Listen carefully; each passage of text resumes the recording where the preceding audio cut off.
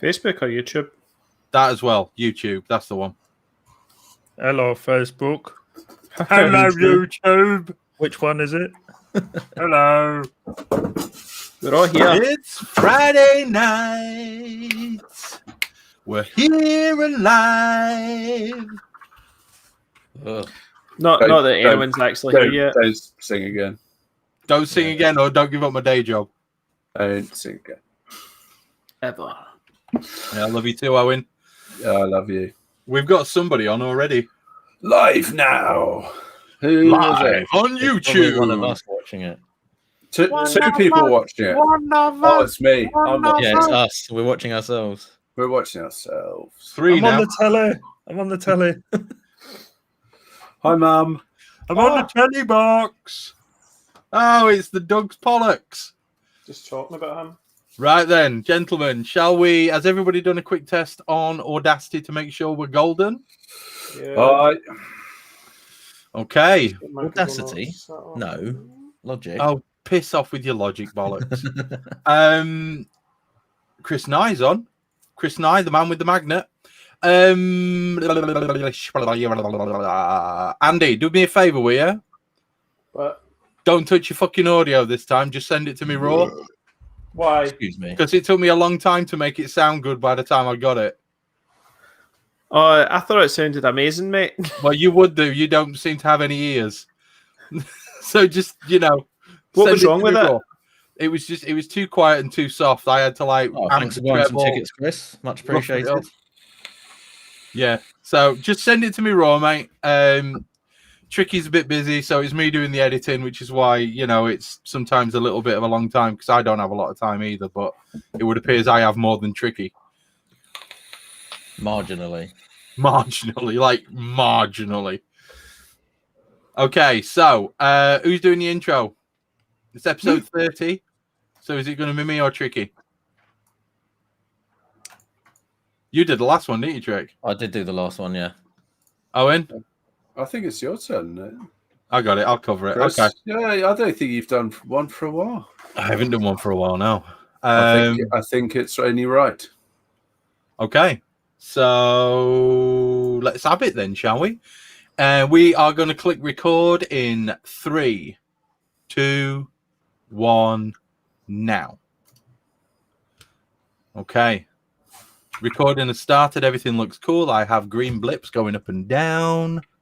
Yo, yo, yo, yo, yo. Yeah, mine's working. We're good. Yep. Blip, blip. Are we all good? Okay, give me 3 seconds silence. Okay, ladies and gentlemen, welcome to a momentous episode for the Hop Edition. It is episode 30. Whoop, whoop, it says in the notes. This is a milestone. I never honestly thought we'd make it to 3 episodes, never mind 30. But you guys, you've stuck with us. You've listened to our drivel. And hopefully some of you have learned something along the way. I know I have. Andy clearly hasn't, considering what he bought. That's your fault. If anything, he's gone backwards. I don't know. It's a total anomaly. I don't know how he's gone backwards. No, what happened was Chris tagged me on something on Facebook, and then I was like, "Oh, that's got me thinking." So I blame your Chris. fault, Chris, was it? It was, wasn't it? It's a rare event. Yeah, you bastard! What are you doing? Because by the time the money came in, that was the university fund, Chris. Do you have any idea how much I really just don't care? Just hang on a sec. I've got to change. I haven't changed the description on YouTube, so I've got to change it. Yeah, it says 29. What are you doing? We're back. We've gone back in time. Hang on a Where's sec. Harry? Where's Harry? He's supposed to be here. What's the title of this episode? Mastering the Brewday. That's it. Oh, when did that appear? That was me. Just now. Good choice. There you go. It's now episode 30 on Facebook. No, J-Fork, this isn't an old one, mate. This is the current one. I just forgot to change the description. All right. We're going to re-record last week's. Yeah, we're going to re-record last week's with Owen. We're not really, Harry. Don't worry. So this is episode 30. It's a bit of a milestone for us. Actually, quite pleased that we've made it this far. We're going to be talking about mastering the Brewday. and that's going to cover quite a lot of different things. But before we go any further, the man with twin landing pads on the top of his head, separated by a large bush, is going to tell us about something that's happening on Sunday, aren't you, Tricky? Yeah, well, I mean, I guess this is probably just for the people who are live currently, because I think by the time this is edited and on the actual podcast platforms, it might be too late. But this Sunday at 6 p.m. is the moment that the charity raffle draw for my 5K subs competition will be finished and drawn. So it's your last chance this weekend to get in there and buy some tickets. I think a lot of the people who are probably currently watching and listening right now have already done so. So thank you very much if you have. If not, go and check out the video on the channel and find out about all the great prizes that you can potentially win, and also support a couple of charities, which is all good. So yeah. Just allow me one moment to utilize the power of the podcast. So if you're currently in chat on the podcast, if you're currently listening to us live, or if you happen to listen to us later tonight, or if you're just catching up anytime before Sunday, the 27th of June, 2021, go on to every single Facebook group that you're a member of, sign up for the Dudes Brews page, copy and share his post. There is £500 worth of tickets left. These are going to amazing charities. Spam every group that you can find with a link to his raffle. Okay? Every single group you can find. I want to see at least 15 or 20 posts about this on BrewTube alone. Homebrew UK, I mean, it's up to you. Let's face it. They dry hop with dead badgers. But, every other community that you can think of on Facebook, spam the shit out of it. Let's see if we can get Tricky much, much closer to his 2K target. Do it now. Richard Brooks wants to know, he thought all 400 were sold. No. There we go. That answers that question in one word. No. So they're not all sold. Unless they've just sold out literally in the last 5 minutes. Let me check. I will check live. Richard, you've clearly got enough money. You go and buy the last, 100. No, there's a few more sold since I last checked, but there's still about 80 left. So, right. Yeah. Off you go, Rich. You go and buy the last 80, and then we'll be all sold up, and we'll get some money for these charities. So, yeah, Tricky's done his raffle bit. So I think it's time for what are we drinking?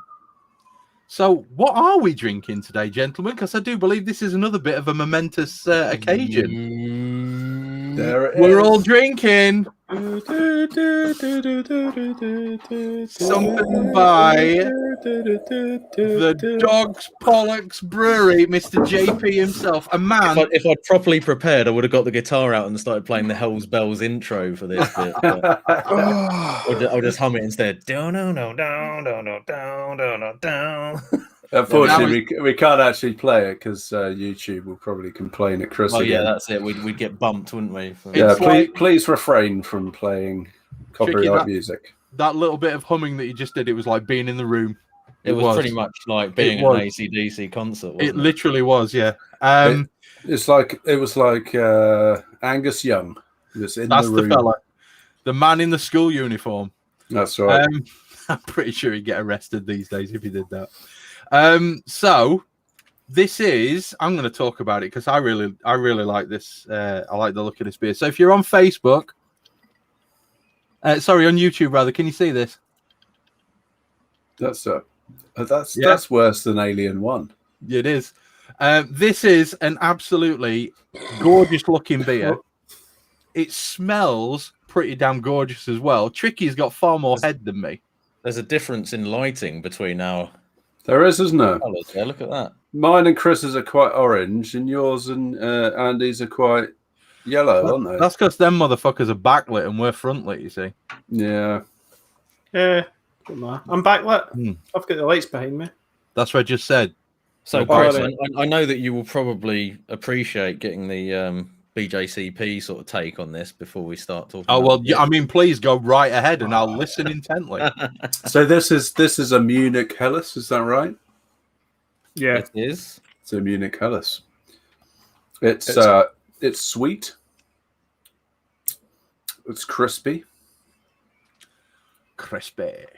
It's got a lovely noble hop character. It's well carbonated. Carbonation's on point. Clarity is excellent. Head retention, lovely. Mm-hmm.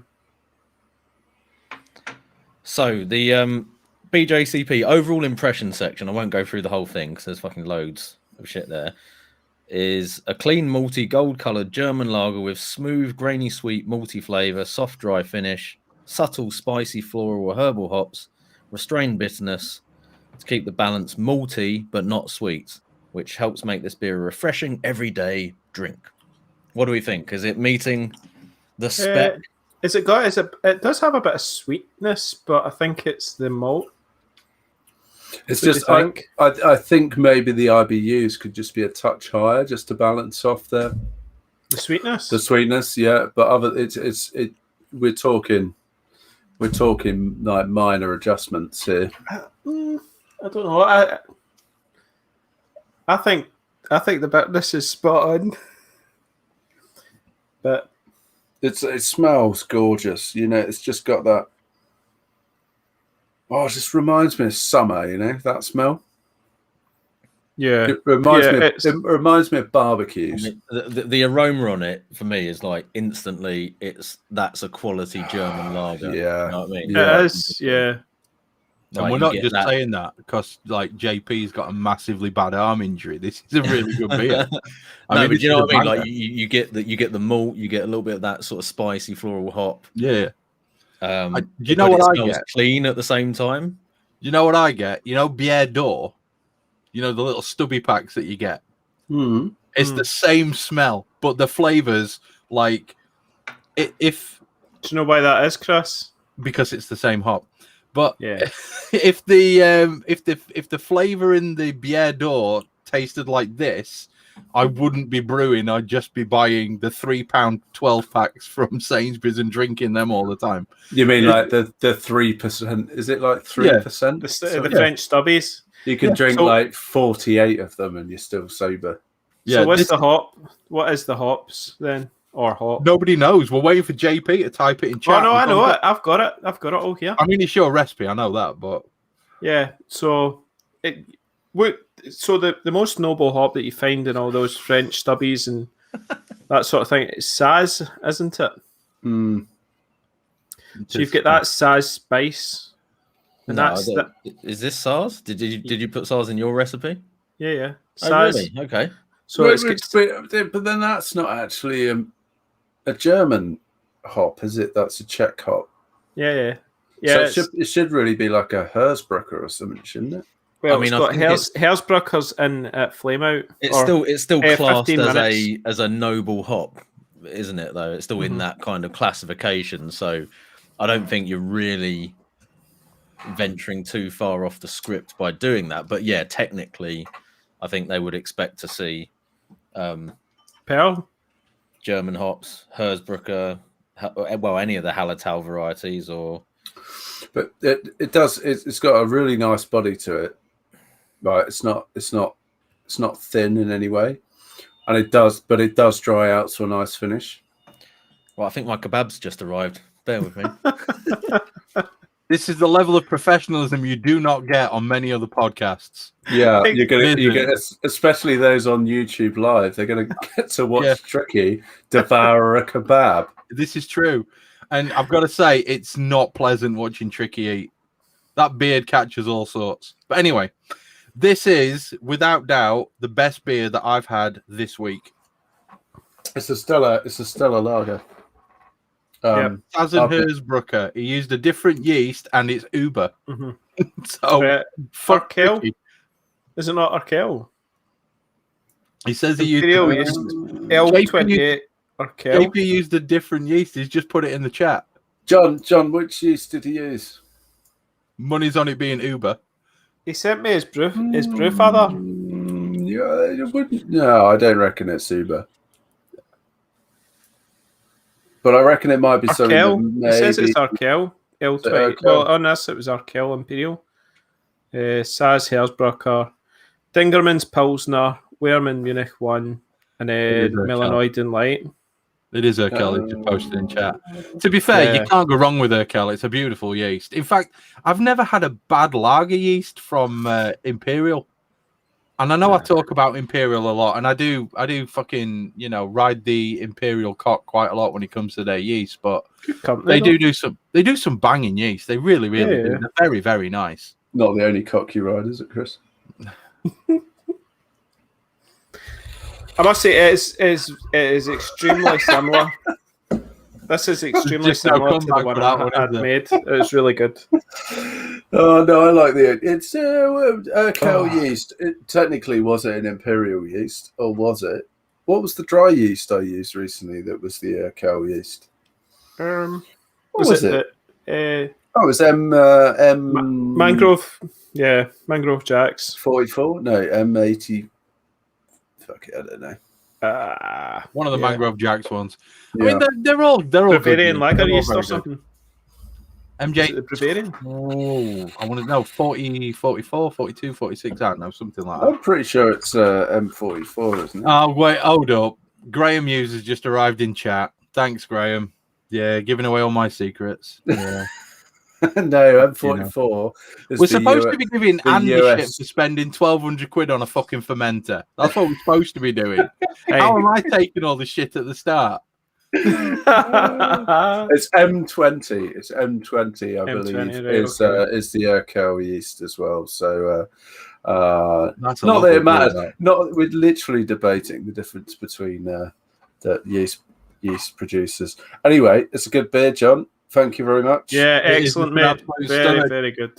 Tricky's got a dead badger. Has he been to someone on Homebrew UK's page and just taking it out of the fermenter? He's being all posh and putting it on a plate. Oh my good God. Look at him. What is he playing at? Look at this. Yeah, he's got mayo on it as well. What a fucking animal. Anyway, did you see the extra can of beer just come out of the pocket there? I believe that. I may need to mute myself a little bit. On his way back to the desk. Yeah, just you. Right. Well, he's got a knife and fork. I know. You're an animal, mate. There's no excuse for that. There's too much there to pick it up. It's not. Don't give me that. Feasible. If he'd ordered it 2 hours later, if he'd ordered it like at 10:30, there's no way he would have turned up with a plate and a fork, knife and a fork. Not ever. He'd have just thrown the plastic bag over his face and used it as a feed bag, wouldn't he? You know that. Just shoveling it in with the hands. Yeah, you know. What a 2-year-old. All right. Anyway, Tricky. so what are we saying about this beer then? It's fucking banging. Top beverage. Right. Yeah. Tricky, just go and eat. And you mute yourself, go and eat, do your thing. You've got 6 minutes, get it done. And we're going to talk about the elephant in Andy's firm fridge. Okay, cool. Well, I'll let you.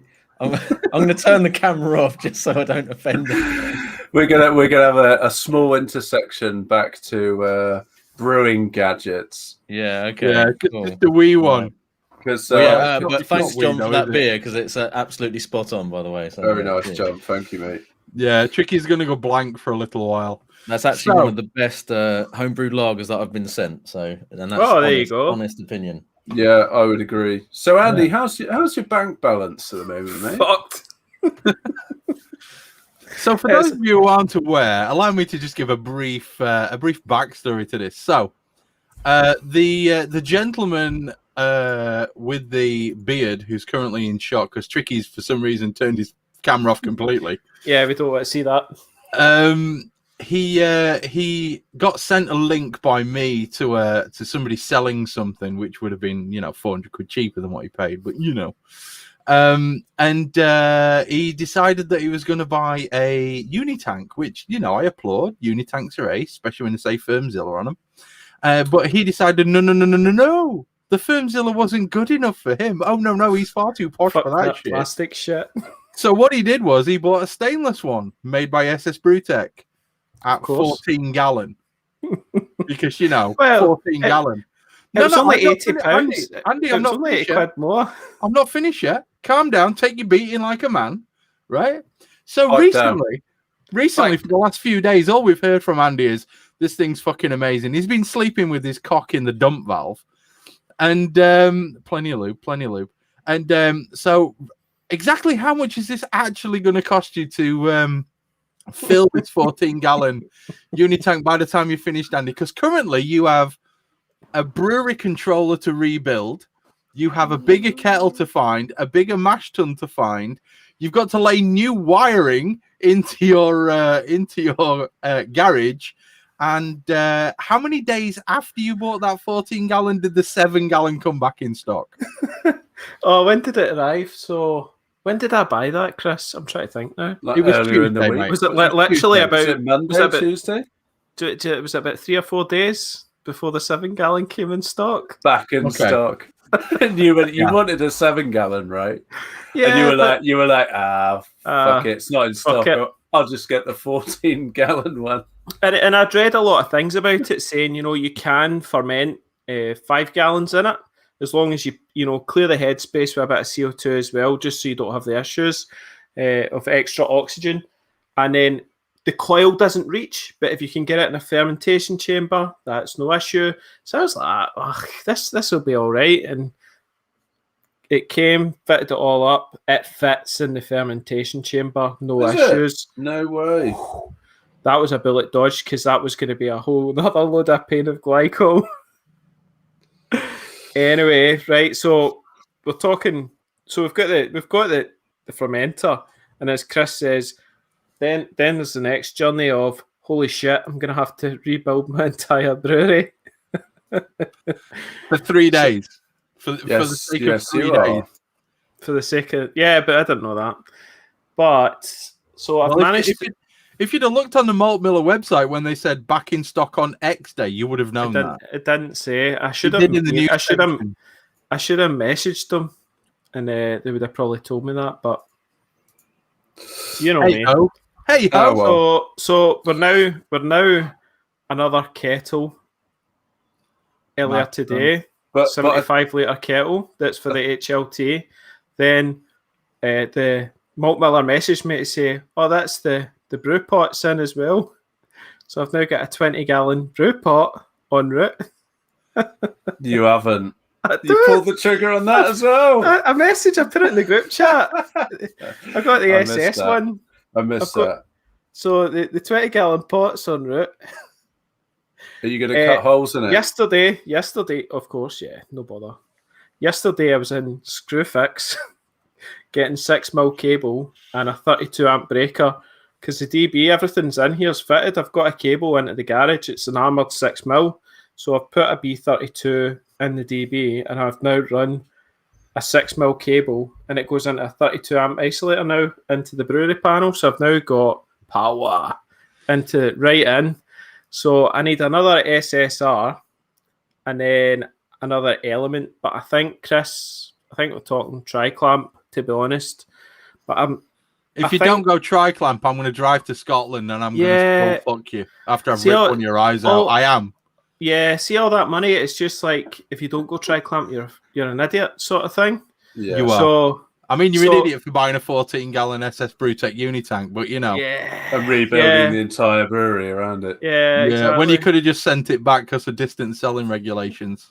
But It's no awesome. no more max 2 psi boost. No max 2 PS boost. No, it's No. sitting at 5 PSI boost at the moment. Holy shit! Yes, 3 psi improvement. That was definitely worth 100% improvement. 1,400 quid.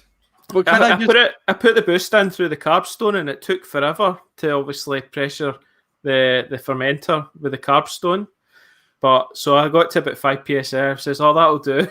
Right, you see this? Just leave it and see if it holds. You see this non-existent thing that I'm holding on a stringer? Okay, this is the absolute gem as to the reason why Andy bought a 14-gallon fermenter, has rewired his entire brewery, and has spent, basically off of what he's just told me, about 750 quid on new kettles so far.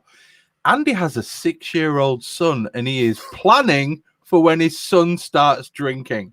There you go, ladies and gentlemen. This is a classic example of shiny itis. Do you know That's what this is? Do you know I've spoken with my brother, and my brother is going to get a kegerator. That is the plan. Is the sort of recovery plan for like justifying 14-gallon Yeah, pretty fermenter? much. It's like, right, who can I sell beer to? Who can I give beer to? Because I'm going to be producing. Who can I half in with? Because I'm going to be producing a shitload of beer. a lot of beer. Yeah, no, Okay. good on Just you, 1 Andy. second, because I've actually got something that'll help Andy out here. Just a sec. No, Jay Fawkes just said he's got a spare 6,500 watt element. Oh, it looks like Chris is busting some. He's got a 5 kilowatt element. Do you want the 5,500, Andy? See, Chris, the issue with that is if I want to do a 5-gallon batch in this. Well, I'm sorry, it wasn't an instantaneous yes, so fuck you. I'll keep it. He's like, if it's free, then yeah, of course. Nothing's ever free in this life, Andy. You know that. You spend 1,200 quid on a fermenter. There's no such thing as a free lunch, buddy. Especially Chris. Hey, come on. Oh no! Hey, you did send out those magnets for free to us, boys. So you did. Thanks, Chris. Yeah, very, very, very generous. And thanks to John. I got John's as well. I've got JP's. It's in the house. They arrived, JP. On the fridge. They arrived. Mine is pride of place on the firm fridge. Anyway, we're 25 minutes in, and we've not even started. To be fair, we've just spent 15 minutes ripping the piss out of Andy, which he deserved every single second of it. So, shall we just move straight into what we're actually talking about? Can we just for 1 second talk about Andy's post he's going to put on Homebrew UK? Yes, we can, because that's going to be brilliant. The plan is for Andy to post a picture of his 14-gallon fermenter and ask how many kilos of sugar should he add to his 2 wherry kits that he's going to ferment in his new SS Brewtech FV. Absolutely. And does he ferment the badger whilst it's alive, or does he just kill it by throwing it into the wort? Oh my god! If you don't do this, it's going to be fun. You know, you have to, mate. You have to. Right then, gentlemen, let's move on, because as much as I love ripping the piss out of Andy, I do think it's brilliant that he's bought what he's bought. I am genuinely quite supportive of him, and I think, you know, bigger brewing kit is something that I aim for in the future. But you know, I'm tight, and I will build an all-in-one like I currently have. I'm not gonna buy a 14-gallon uni tank to put it in, unless, you know, I win the Euro Millions tonight, which, you know, not having bought a ticket is not going to happen. So, Tricky's back, and he's still got a face full of kebab. Look at him. That was impressively quick, Tricky. Chris, you might win some vouchers, you know, from Tricky's competition. True. This is then true. that might swing it. I have to say, after me giving Cheers. Richard Brooks some crap, he's gone and bought another 8 tickets, Tricky. 8? Fucking hell. Fair play to Richard. I was only joking, you know, and I was just giving you random amounts of shit, but well done, mate, because to be fair, you're probably going to walk away with all the fucking prizes, aren't you? And it's all for charity, so. It's charity. It's for charity. For that money, it would have won a prize anyway. To be fair, he could have bought a bottle light up with that money, but, you know. So, yeah, let's move on. So, the efficiency of brewing a beer, because that's what we're talking about today. Oh, yeah. The actual podcast. Yeah, the actual podcast. So this is Mastering the Brewday is what we've called the efficiency of brewing a beer. So a lot of people that we talk to and a lot of people that post on BrewTube and places like that, when they first start out, they talk about brew days taking 6 hours, 7 hours, 8 hours some days. And we've all had that shitty stuck sparge, for those of us who used to sparge, and we've all had issues with brew days where certain things have gone bad. I mean, the last one that I did when I did the alt beer, everything that could possibly have gone wrong did. There was literally nothing I could do about it. But yeah, let's talk about the efficiency of a brew day and how to improve that efficiency, because it is a long process. We all know this. And it can be difficult to find the time to actually brew. Everybody's got such busy lives these days. I mean, me and Tricky, we work in colleges. Owen's got 2 kids. I've got 2 kids. Tricky's got 2 kids. Andy's got 2 kids and a 14-gallon, 1,200 quid fermenter. The giant stainless steel baby in the fridge. He's got his giant stainless It's not a baby. I need days. I need days to obviously. It's a mistress that he's having to hide from the wife. Need the big guns. So what you're saying is, at the moment, Andy is in fact Matt Hancock. Yeah. Topical. So yeah, it's laughing into the assistant. Then, see, be honest, in 2 weeks I will have forgotten what the hell that was all about anyway, because it'll be the next disaster. Yeah, Boris having 15 kids. But we're not going to. Sure it's 15? Yeah. Is it 14 or is it 15? Well, this is the truth. We don't know. Nobody knows. Not even him. We're not going to forget about your 14-gallon fermenter anywhere near as quick. No. We'll still be giving you shit about that at Christmas. So for some people, the time commitment can be a massive barrier to brewing. It is for me a lot of the time.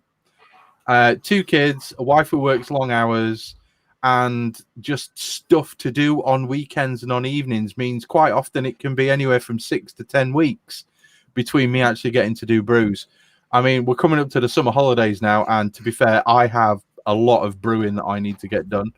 But I'm going to have the time to do it then. I don't have the time during term time, let's say, during my normal working periods. So it is quite difficult for me. But, Owen, since this is essentially your job, or it used to be, why don't you take us through the principles where time is lost and where it is gained, and we'll join in and kind of ad-lib and give Andy some more shit. Yeah, thanks, Chris. It's nice to be here. Thanks for inviting me. I'm going to treat this like some sort of work webinar. Yeah. Oh no, what's happened? Did you prepare the PowerPoint for this, Owen? Yeah, I mean, I have got a PowerPoint deck if anyone wants it. Okay. Slides are available at the link below. Yeah. Email me at nobodycares@gmail.com. Yeah. Anyway, so yeah, as Chris said, I want to see if that's an email address. This is my wheelhouse, right? I am I don't want to bore people, but I'm a management consultant. My expertise is in how to improve processes, right? Hang on. So if you're a management consultant, your expertise is in boring people, isn't it? Precisely. I write a lot of PowerPoints, and I'm great at boring people. Thanks, Chris. But we're not. You've stepped your game up for the YouTube channel, I must say, though. Well done. Thanks very much. Rude. No, that was a compliment. I was saying that's not boring. I thought there was some sarcasm in it. I thought it was, that was a genuine compliment. Jesus, wow, don't be so defensive, Owen. There's no. Love your sexy videos.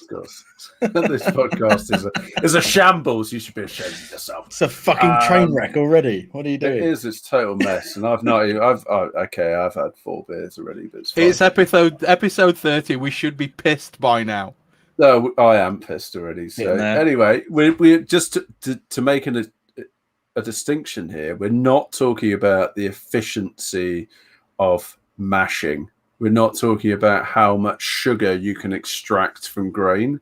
We're talking about how do we improve the overall end-to-end process of making a beer, and how do we do that with probably the least effort but the highest quality. Right, that's what we're going to talk about for the next few hours. So I'm going to talk a bit about like principles. So, we've talked about this in the past, right? What brings us together as home brewers, I think, the 4 of us and everyone I think that probably listens to this podcast, is we are pursuing perfection. This is about quality of beer. But there is always a balance between achieving perfection and delivering an amazing quality beer and the amount of time that we actually have. As Chris illustrated, a lot of us are dads, a lot of us have got busy lives, a lot of us are professionals, right? We've got shit going on, so you've got to balance off the time and effort it takes whilst delivering the quality, and there is some answers, hence this podcast. So Right. First off, principle 1: make the time. Don't try and brew an all grain beer in 2 hours. Tricky does have a video on that. Oh, wait there. Where's the finger? Tricky, where's the fucking finger? There's the T-shirt. There it is. I thought you were gonna get a T-shirt with. I've got a video for that with Tricky's face on it. Chris didn't print it out in time, but it's on the way. It's going to be Tricky going. Yeah, check out the merch store in the next few weeks. It'll be available. I've got a video for that. There's a video for that. But realistically, right, you got to carve out the time for at least 4 or 5 hours. I think 4 or 5 hours, I would say, is a reasonable time frame in which to brew an all grain beer. I'd agree with that. You can do it shorter. Sometimes it's going to take longer. We'll get into the differentiations of that later. Sorry, just quick question. How much longer does it take to do a 10-gallon batch, mate? Well, let me tell you, because you're going to need to know. A little bit longer is about as specific as I'm going to get, and we'll get into that detail. Don't worry, Andy. An hour. Don't worry. I'm looking forward to it. We've got 2 hours. So for some people, right, the different types of brewing suits different time frames. So if you're in a pinch and you want to fill a keg, then go brew an extract beer or a kit beer or even a partial mash beer, because the time frames of actually having to do that is an awful lot quicker. So there's different solutions in terms of kind of time. Very kits. Yeah, bust out a worry kit, put it in your SS brew tank and you're gold, aren't you? And don't forget to brew it long and add 8 kilos of sugar. Yeah. Imperial Wherry in the uni tank, yeah? Imperial Wherry is the way to go. Don't mock it. That's going to be a thing, 2022. No, it's fucking currently trending on BrewTube, Imperial Wherry in the uni tank. Wait, see, that'll be my best performing video on YouTube. It will be. That's the sad fact. It fucking will be. You'll be making bank off that, son. You're going to be calling it like Super Mega Bitter or something. Get in that sweet YouTube money. I wish. You wish. Bit of a way to go, Andy. Volume, right? Andy mentioned in terms of volume. Volume does have a correlation to the amount of time it takes to brew a beer. If you brew, say, a 5-gallon batch, right, versus a 10-gallon batch, there is just a slight increase in time in terms of the fact that you have to heat more volume of liquor, more volume of wort. Not liquor. No, sorry, I was pointing at Andy because I know what Andy's going to say right now, and that comes later. Oh no, sorry, I wasn't going to say anything. Okay, all right. You look like you inhaled, ready to speak. You've got to call more. He's got me. I can't wait to hear. Yeah, that's it. That's just the power of my my speech, Andy. That's it. I draw people in. You see. Yeah, you got to call more work. That takes more time. In some respect, I don't know if you guys find seasonality also affects the amount of time it takes to brew. So in the winter months, it's not as fun to brew because it's cold as fuck in the garage or the brew house or whatever. But you cool the wort like a lot faster, So that's always useful. Holy shit, am I going to have to build a twin chiller now to cool 10 gallons? Is this what we're talking about? You're gonna Tricky he needs to make you a twin chiller. You're going to need the Twin Chiller Mark V Special Edition. The GTO. More money. Yeah, that's all right. I'm a lot cheaper than SS Brewtech, mate. Trust me. Oh, fuck. You're going to need the V8 version. Or you could just get yourself like an industrial-sized plate chiller. Yeah. Oh, dear. Child labour is always an option, but there is a negative correlation to time. It does reduce effort, but invariably it's going to take much longer. Yeah, most definitely. That basically is getting your kids to help you. My son likes to crush the grain. My daughter likes to run around trying to pull on the silicone hoses. And basically, it's all kind of, when you get your kids involved, when they're a little bit older, you can utilize them quite effectively to speed up the brew day and, you know, be a good parent. Actually get them involved in the brew day. Brewing is not just something to get cheaper beer, which, you know, Andy's going to be striving for the next 10 years. But it's also a life skill. And I do firmly believe that being able to make your own beer is something that we are going to need in the future, since we've been fucked over so bad with Brexit. But go on, carry on. That's a fair point. I think the point about volume is power, as Andy might be soon learning, is a relevant point. You know, if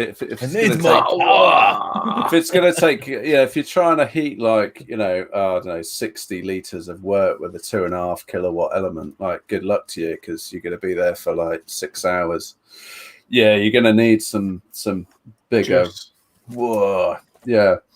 So what else? We talked about dedicated brew space. So I know this is difficult for some people. Like, some people brew in their kitchen. Some people just, you know, don't really have much choice about that. But if you can, find yourself a dedicated brew space, because it just means you don't have to be putting everything away in a cupboard and then getting it all out again. You know, it's just because when you're starting off, it might be that you're brewing in your kitchen, but then you've got a shed at the back of the garden that's just full of crap.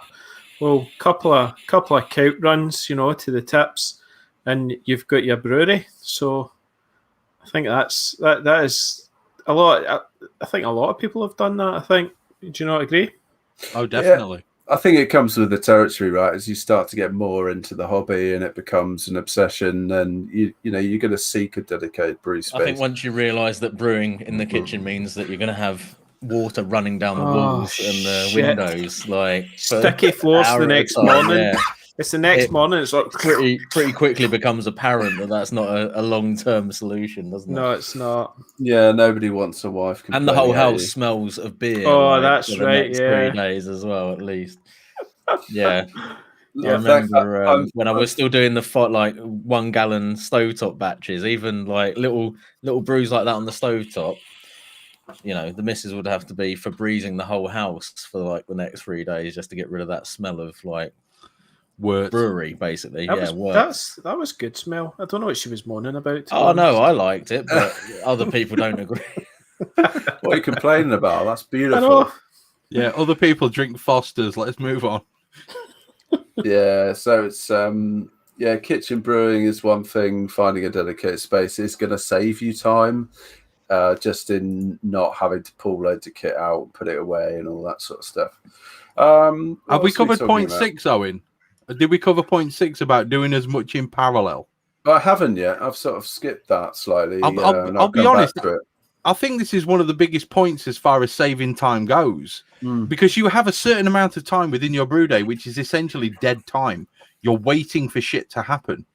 So if you can utilize that dead time to actually do something which you're going to need later on, it will save you wasting time pre-planning and doing stuff beforehand, but it will also allow you to I mean, me and Tricky have both done 15-15, so 15-minute bash, 15-minute boil. We've also done 30-30s as well.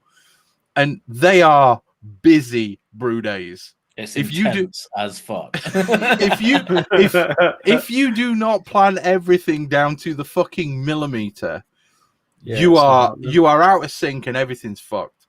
So you have to be able to do as much as you can beforehand, and that's fine. Pre-planning is brilliant. It gets us away from everybody else, lets my wife watch the blacklist, and basically allows us the ability to just literally have the process to do rather than the ancillary pre-planning stuff.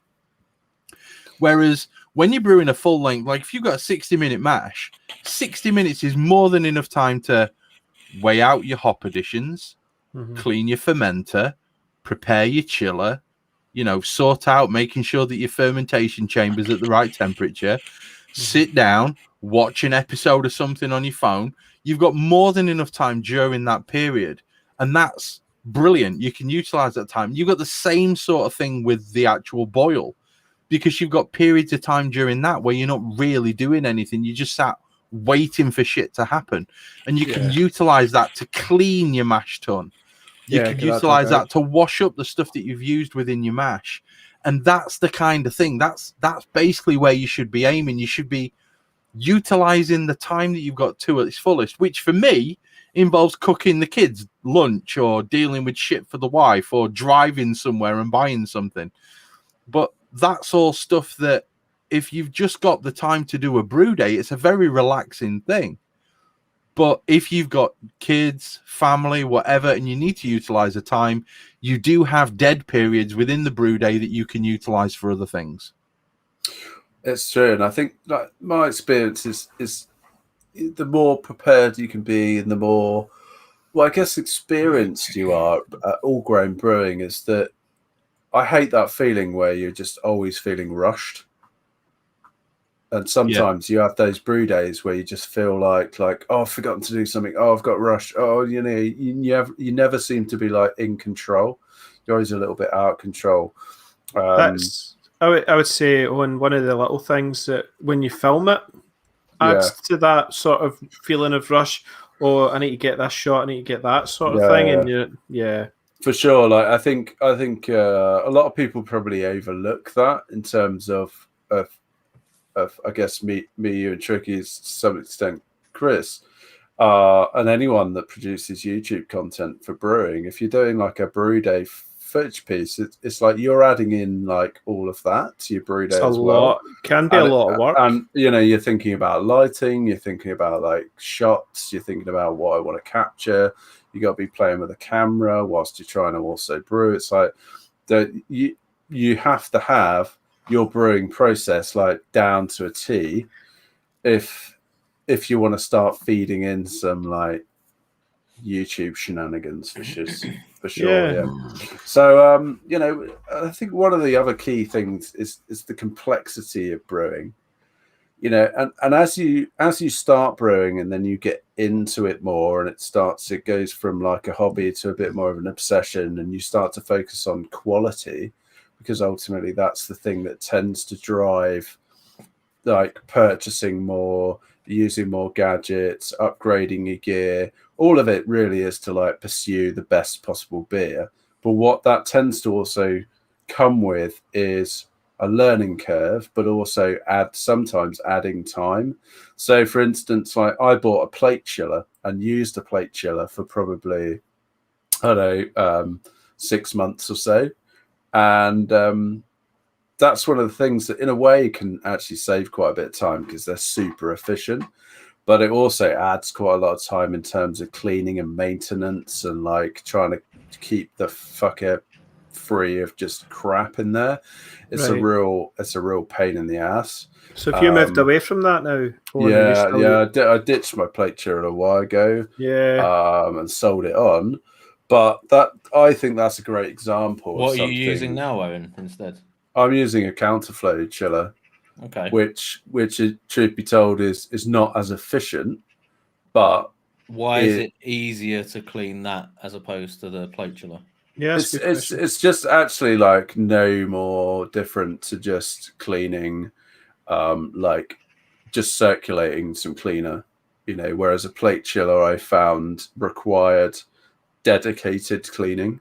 You had to strip it down, and you didn't have to strip it down, but it definitely required dedicated like soaking and like back washing and just. Could it get blocked quite easily? It's not that it gets blocked. It's just that just stuff retains within it quite easily, and if you're not narrower, like. You know, there's a lot more crevices, isn't there? So there's a lot more crevices. You can probably get a lot more build up on the outer edges of stuff than you would in a you know, like just a normal pipe. Yeah, that essentially is what you're dealing with when it comes to a counterflow chiller. Yeah, I would agree. Loads more crevices for stuff to hide, bits of hops, just stuff. And although it saves you maybe 10 minutes on the brew day in terms of chiller efficiency, it adds like maybe another extra hour in terms of cleaning, which you're probably not going to do on the brew day, and you'll end up doing at another point. So, and I don't know, have you got any examples of where like you're adding complexity to brewing and as always, I think a cost benefit way off here between is it going to make my beer better versus the amount of time it's going to add to my brew day. That for me was changing from a mash tun to using an all-in-one. 3-vessel to all-in-ones probably makes a lot more simpler, because with a 3-vessel you've got so many pipes, and when you're starting off you're not quite in the mindset of how things all hook up. I think now, after like with myself, after a good number of years of using it, it's like it's just second nature. But yeah, it does add, a 3-vessel will add a hell of a lot of complexity. I think you've kind of hit the nail on the head in terms of just like adding extra equipment or more complicated equipment into the scenario is always going to add time, because it's like you always think, oh well, what if I add this, it's going to make this process easier, and so on and so forth. That might be doing some sort of circulation for heating, or like herms or rims or something like that. It might be using a different type of chiller. It might be just going to 3-vessel brewing like Andy's talks about. But all of these things are adding stuff on the back end of the brew day in terms of cleaning, maintenance, transferring, whatever.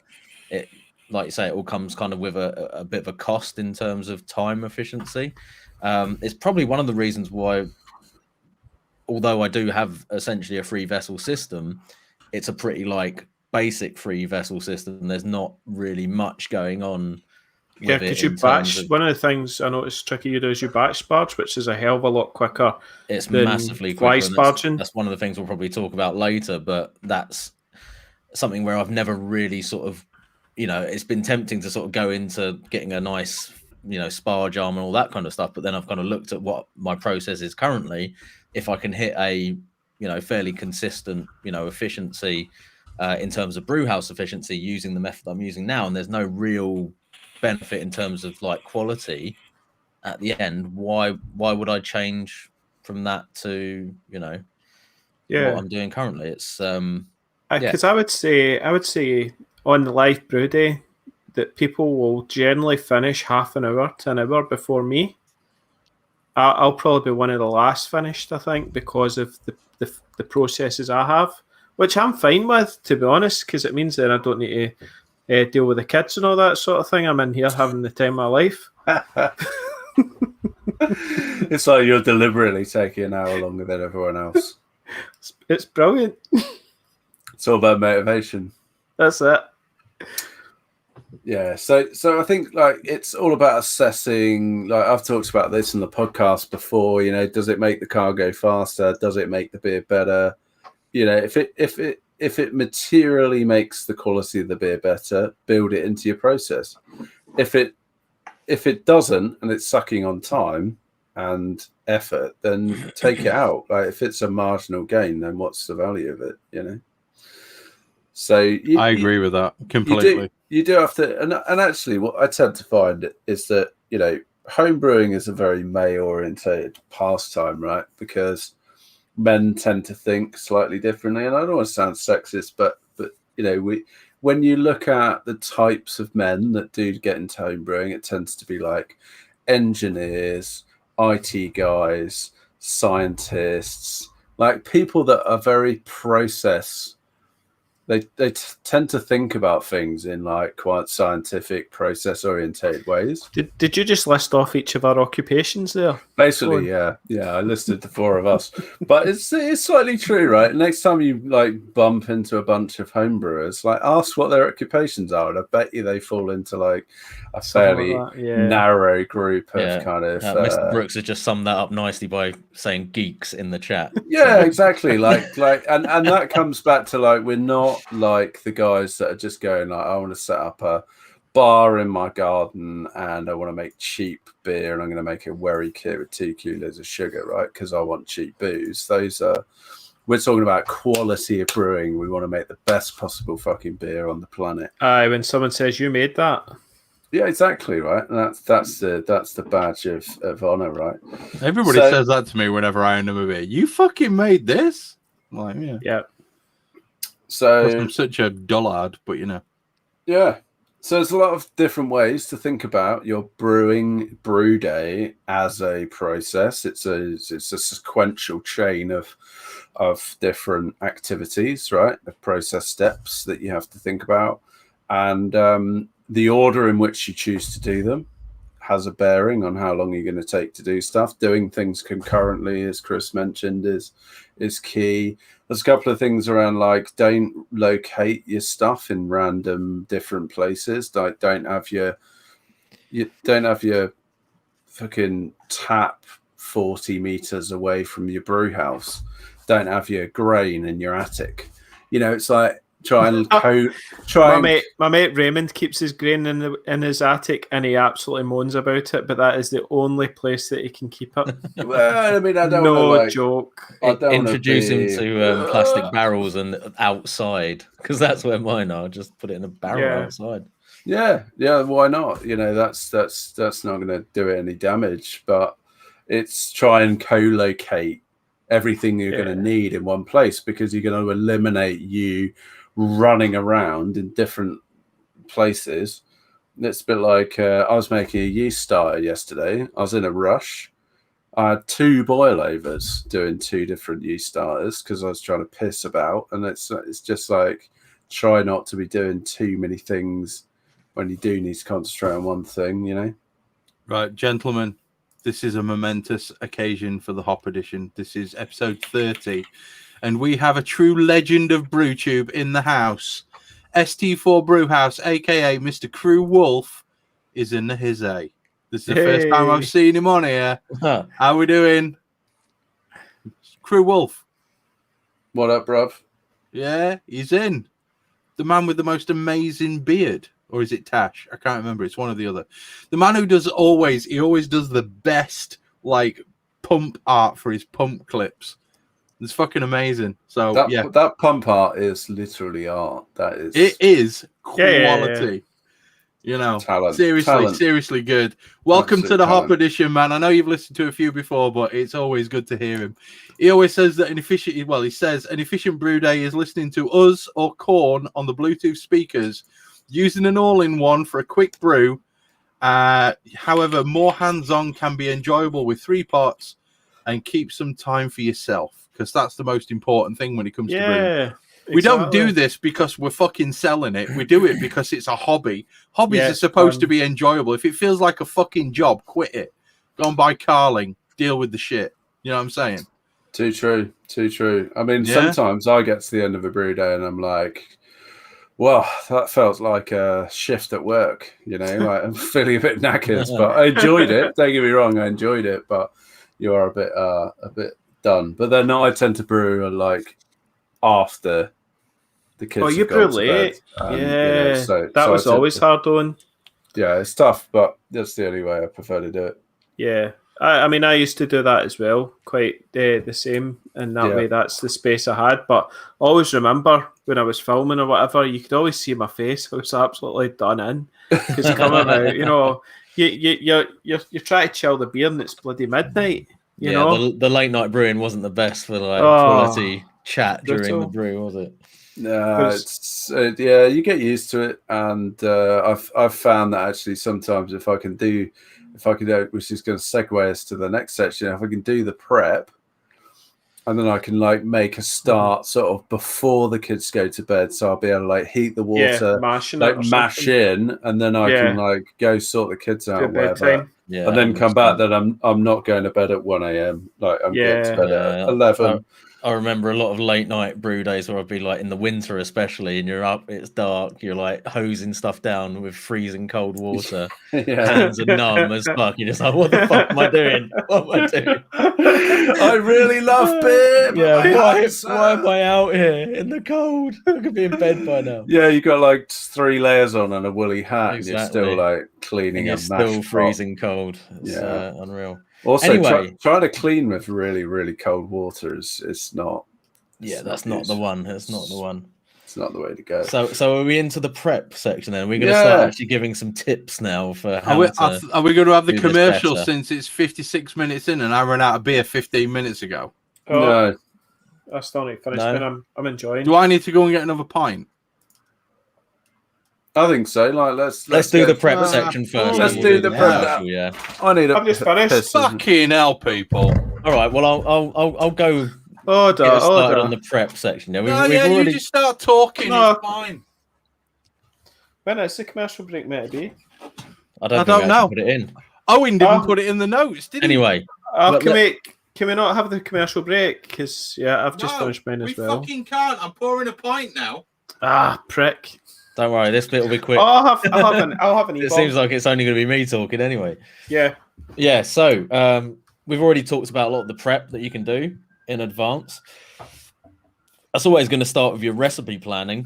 Now, hopefully, most of the time you're going to be starting with a recipe in mind anyway, unless you are literally making up on the fly. But generally speaking, you're obviously going to find it a lot easier if you have got a recipe lined up. But probably more important than getting a good recipe in place is making sure you've actually got everything on that recipe list. Now, I'm sure all of us have had a brew day where we've gone to start brewing and realized that the recipe that we had in mind, we don't actually have all the ingredients for, and then you're going to be running around trying to Every sub stuff single out, time. Every going single on the time. net, looking It's for brutal, that. substitutes for malt, substitutes It's for hops, hops. It's all this hops sort of and all my stuff. wishes. And, you know, it's just one of those things where if it throws a spanner in the works right at the start, it's going to slow you down.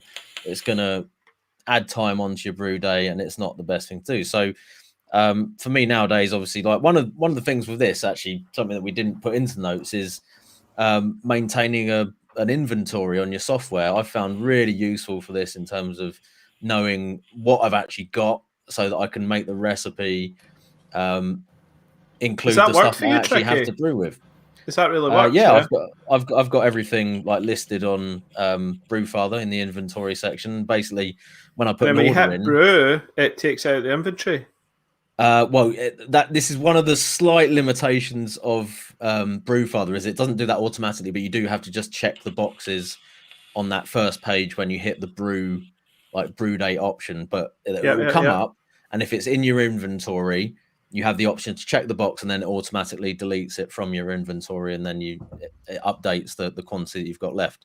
So I found that really useful just for keeping track of that and knowing what I've actually got, rather than having to go and sift through barrels. And basically every time I put an order in with the malt miller or whoever else, when it arrives, I'll just add that to the inventory, and then it's there, and I can keep track of it really easily. So I don't have time for that. Yeah, this sounds sexual. I'm not, liking this. I literally do not have time to add everything that I've got into an inventory. Well, no, that's the thing. If you're doing it like literally from scratch, it's a fucking massive job. Mate. But once you've got it set up, and then you're just adding the bits that you have got or what you've ordered most recently, it's pretty easy to keep on top of it. So I can imagine. Yeah, but I've got 3 really useful boxes full of every single type of crystal malt that there is available on the Malt Miller website. I literally have a minimum of 1 kilo of everything that's on there, and I don't have time to add that to an inventory. I just don't. But anyway, so part of the recipe planning is getting that, knowing what you've got, making sure that everything is ready to go. Something that you might have to do in advance of that is yeast preparation. So yeast starters. Now, again, a lot of us have probably been in the position where we've sort of thought about brewing, decided we're going to do a brew day, and then you've forgotten about actually getting the yeast prepared, and you end up having to substitute in a dry yeast or something that you weren't actually planning on using. Sometimes that might not even be appropriate to the sort of style of beer that you've got, because you've just left yourself with no other option. Voss is appropriate for everything, though. I'm just saying, as a fallback option, there are yeasts that can solve that for you nowadays. But basically, preparation for yeast, it can be 2 or 3 days in advance if you want to make a starter. If it's from slant, it can be 5 days. It can, and it's also about making sure that yeast is actually healthy and viable, and you may want to check that starter is doing what it's supposed to and doesn't smell like dead badger, for example, and so on. So that's but just vinegar, just out of curiosity though, Tricky, if you were going to test it doesn't smell like dead badger, would you maybe do a small test batch in a 12-gallon uni tank? 14. That would be my first choice. Yeah, sorry, 14. Yeah. So yeah, yeast starters is important.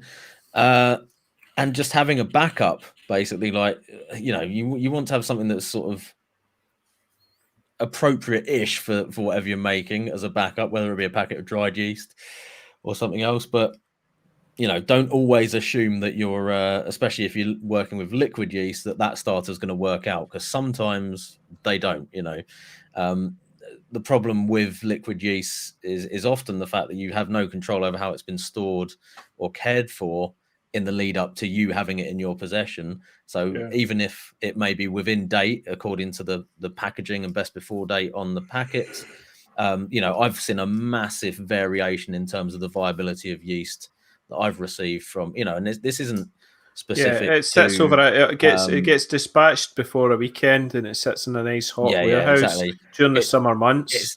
I don't think it's specific to any particular, you know, like retailer in the UK or anything like that. It's just about, you know, what happens to the yeast in transit. If you're ordering liquid yeast in the summer months in the middle of a heat wave, it's just you know, potential like recipe for disaster, basically. So I always tick the box for the additional cold pack, and then add 4 more. And then add 4 more. Oh, fuck yes. I've had them turn up where the yeast packet has been the size of a football.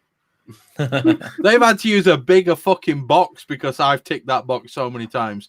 And if I do that, especially, was it last summer we had that massive heat wave? It was, because we were all under lockdown. We had that massive fucking heat wave.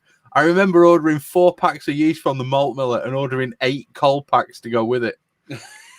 And literally, it turned up, I swear to God, it was the size of a basketball in a box on its own. I'm like, yeah, but them yeast are still alive. Yeah. Definitely. It's probably good advice for the extra, like, what was that, like £2 or something for the extra? Yeah. It was worth every penny.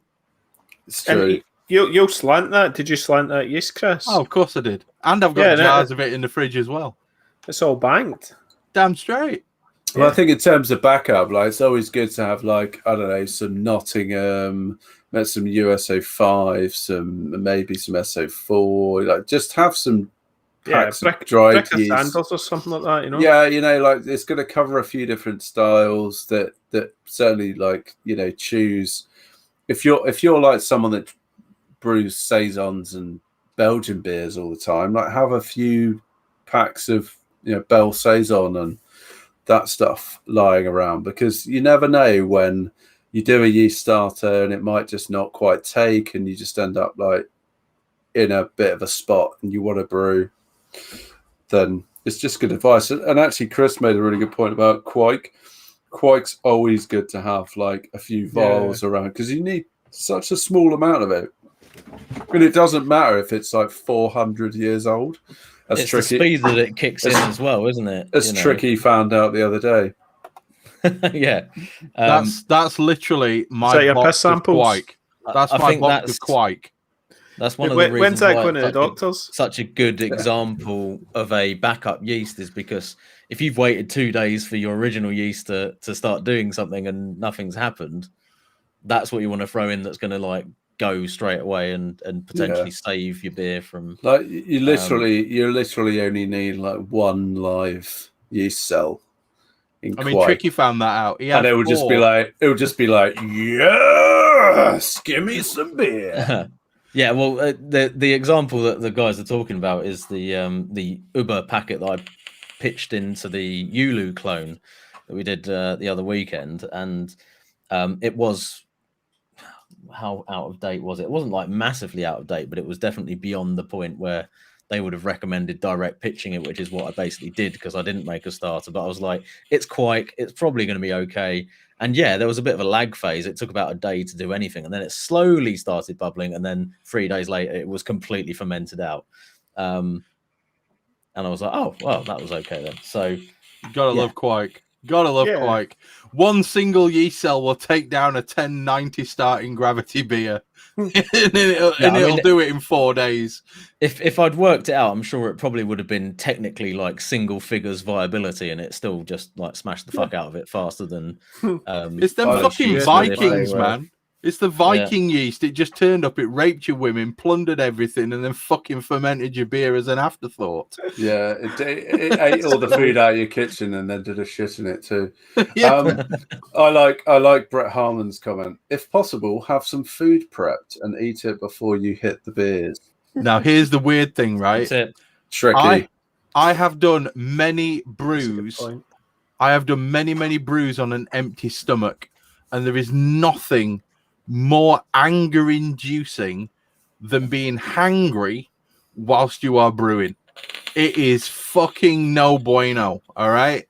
So if the wife's at work and the kids are at nursery and school, and I've got a day to myself, we are talking full-on fry up, bacon, sausage, eggs, fried bread, mushrooms, tomatoes, fucking baked beans, the whole shebang. And I will eat myself to the point of almost being in a coma, and then I'll have a nice stiff cup of tea, walk outside and do my brew, and know that nothing's going to bother me, nothing's going to vex me. I'm just going to be smooth from start to finish, and it's all going to be golden. And then at the end, I'll die of a heart attack.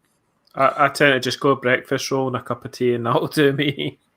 But Chris, why do you fuck the baked beans? What's wrong with baked beans? You just fucking baked beans. Yeah, man. Get the baked beans on. Just get the fryer pan and fuck the baked beans. Well, I didn't have 2 pieces of raw liver in a freezer bag. Or an apple pie. Anyway, I've loaded the tone. Where are the notes? Let's move on. So let's move on. Let's talk about water. Yeah. And so unless you happen to be Scottish, haggis. Yeah, at least we're still in Euro and you're fucking not. So yeah, we've got the oh, look at that. That's anger on his face right there. That's red cheeks. Andy's fucking angry. Freedom! Yeah, you've got it now. Fuck off home. So the thing with water, specifically with RO, is it really worth the effort for RO water? The answer is yes. But clearly, you're utilizing a system to produce that RO water, to strip out all the other stuff. And you have to do that in advance. Unless you have an enormous pumped system, you cannot wake up in the morning and decide that you want to do a brew at 10 o'clock and start collecting your RO at 8. You just can't do it. Or I've seen guys spend money and they have a storage tank. Yeah, so I've got one as well. And it's got a ball. Yeah, it's got a ball float so that when the tank gets drained, then it opens the valve and then more RO water starts to come back in. So that's cool. Yeah. Or you can just move to Scotland, but it does involve moving to Scotland.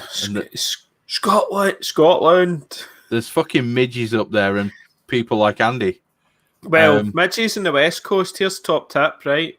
Go to the East Coast, especially if you go camping, right? Where you get no sun. No, it's dry. It's dry, but it's 6 months out of the year. It's a bit colder, I think. You're on the West Coast, though, aren't you, Andy? Yeah, I'm West Coast. West Coast. West side. West side. I can't do that. That's such a letdown. No, that's you saying. I'll do the allergy. Prosper. I'm pretty sure that's Star Trek, isn't it? Boyaka. Good. Anyway. Yeah. So I think the bottom line with RO is plan ahead. What is it? Fail to prepare to fail when it comes to RO. You have to do that ahead of time or move to Scotland, which nobody wants to do. Quick tip to drop in, though, on the RO meter front. One thing that Mr. Stuart Prince gave me a tip up on was shortening the input line into the RO. Because I can't believe this didn't occur to me before, bearing in mind that we all spend this time dealing with the beer lines and reducing the diameter of the beer lines to drop the pressure down. Obviously didn't occur to me that sort of 4 foot of 1/4 inch water pipe going into the RO system is going to drop the pressure down. And one of the key things for an RO system, especially if it's not pumped, is the pressure coming in. Therefore, chop that line right down as short as you can get it, and then just put it straight onto a normal sort of hose pipe converter. It's basically knocked about, I think it's probably about 25-30% off the time it takes for me to No way. filter the But water. then, yeah. but then, Like, why not? seriously Why not quick increase. convert the diameter of the pipe? Well, It goes into the basically, filter. like the sort of fittings that are like kind of solidly molded onto the filters are Mhm. 1/4 inch. So, and I'll- it's not I'll- going to make that much difference on the way. I'll just answer that question because you'll fucking blow your filters. You'll All literally right. rip the membrane, so that's why you don't do that. Okay. Right. They're designed to take a certain amount of pressure. Anything over that, and you risk damaging the membranes. You damage the membranes, you're buying a new one and another length of tubing and refitting it back how it was. Fair So dues. you've got to be careful when it comes to the pressure within an RO Yeah, system. you can take it so They're far, delicate. but I think the tap pressure, I knew the tap pressure was lower than what I was using before anyway, because I was taking a lot longer. But doing this basically brought it actually below what I had. What you had at the past what I place. was at the old house. So, and that's quite a big thing to, like, drop 2 or 3 hours off of the total time to That's filter your insane. water. So 25-30% is a fucking massive gain in anybody's books. I was pretty shocked at how much of a difference it made, to be honest. So I mean, if I gained 30% on the length of my penis, it'd be 3 inches long. As big as that's that. pretty erect as well. Yeah. All right, don't get ahead of yourself, Chris. Christ. I'm just saying. It's not the length; it's the width. I mean, it's 4 foot wide, but Yeah. It's like a Pringle tube. It's like a pancake. It's like a pancake. He's thumbing it in. I never have to thumb it Oh in. dear, here we go. Let's move on. I thought we were going to talk about Stewie's leaching metals story and stuff like that. Of No, we're not going to talk about that. ROs. We're going to leave I that. do, That's a whole different rabbit hole. on the point of RO, I do have like a 25-litre little like jerry can, which I find quite useful when you're gathering RO water. Because it enables you to, like, if you want to gather RO, but you actually need to give your system a good clean or whatever, or it just gives you, it just helps you, like, just have somewhere else to put the water, and it doesn't mean that if you need to give your system a clean, you're not having to clean it then run off the RO water because you haven't got anywhere to put it. So I think that's a cheap and cheerful tip if you've got the space to store a 25-litre jerry can somewhere. Both of mine are literally behind my chair at this moment, and they're both full. So I keep mine full because I sterilize my containers using Starsan once every 3 refills because I'm just anal like that, and then I just give it a tip, and it doesn't really matter if you get some Starsan in your brew. A trace amount isn't going to affect anything, but it's still going to kill the nasties that can get in there. The one thing that I will say to people at this moment in time, though, is with the hot weather, when you're collecting your RO, make sure you put some cling film over the lid of the vessel that you're collecting it in. Because I collected a full 25 litre container of RO, and I didn't cover it. And I went outside to find, a small indigenous tribe of insects had taken fucking refuge inside my container and were happily swimming around like happy little hippos. So I had to tip the fucking lot and basically get another one on the go. So I always find a little bit of cling film now, just wrap it round the hole that it's going into and wrap it tightly around the hose so literally nothing can get in. Yeah, I just use an old brew bucket and just put the hose in through the, that's another option. Hole, so cornholio in the bunghole. Yeah, it's brilliant. For Chris Nye, who's talking about RO, there's one Aquati. They're on eBay. 150 gallon system is 150 gallons per day. Sorry, it works out as about £100 delivered, and they're very, very good. And replacement filters are dirt cheap. For most places, if you go to like Viair and stuff like that for an RO system, it will cost you the same as a new system to replace the filters. Whereas if you go to a Quatty, they're much cheaper in there. I mean, I've had no issues with mine at all. There you go. Yeah. Money-saving advice from the Hop Edition podcast. Listen to Chris. Listen to Chris. I probably need to change out my filters, actually, come to think of it. I do. My TDS has just gone over 9. Yeah. Mine's probably about that. See, that was one of the interesting things about like increasing the pressure into it. I thought, oh, this might push the TDS reading up, but it actually went down like when I did that. And it's that's how osmosis works. And I've not changed any of the filters on it since I've had it, and this is years of service that it's done so far. Well, do you remember me talking about slow transport would actually, the membrane is permeable in both ways? I think I do remember you mentioning that. Yeah, that's why you need a fast flow through it. I've changed the whatchamacallit, the little crystal things on the final stage. What are they, the DI resin or something? Yeah, DI resin. Yeah. Changed that a couple of times, but the other filters are all the same as when I originally got it. Yeah, the issue what I've got is my because the first stage is debris, so it's like little fucking particulates and stuff. Mine actually went green, so I somehow managed to get green shit, some sort of fucking mold growing in mine. But to replace that filter was like, I think it was 12 quid, and I'm like, yeah, let's just get it replaced. So I just swapped it out and put a new one in. It wasn't a problem. Have you had that issue since? No, not since. No. Weirdly enough, I now put a drop of concentrated star sand just inside the entrance and then reconnect the hose back up, and I've never had that issue. Yeah, that's smart. Yeah, I mean, it's probably fucking other parts of the system up, but I don't care. I need to probably check my filters just to see if anything is green or brown or orange or red. Or... So have we covered weighing out ingredients? We haven't yet. Already, No, I think that's probably like. Do you need to say anything other than weigh out your ingredients? I don't know. What else is there to milky grains, weighed grains, milky grains, water additions, all that stuff ahead of time. It just helps to smooth the brew day. One thing that I did learn when I was working at the brewery was, as far as adding your salts, because obviously when you're working in a brewery, you're adding a lot more salts in there. You're adding a lot more stuff to it. I found literally mixing the salts into the grain was beneficial for actually getting an even distribution, especially in the first 15 minutes when all the real conversion actually happens.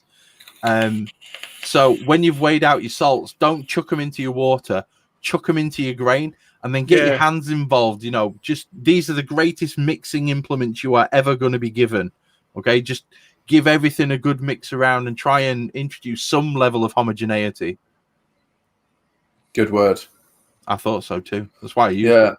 So I guess doing a lot of that ahead of time is useful. I tend to do mine the night before or the day before, including milling the grain. But that said, and I'm probably going to contradict the next point we're going to get onto. But if you don't have the facility to be able to start heating your water before you get to the point where you're going to start brewing, then you can always just be milling grain whilst you're waiting for waters to get up to temp.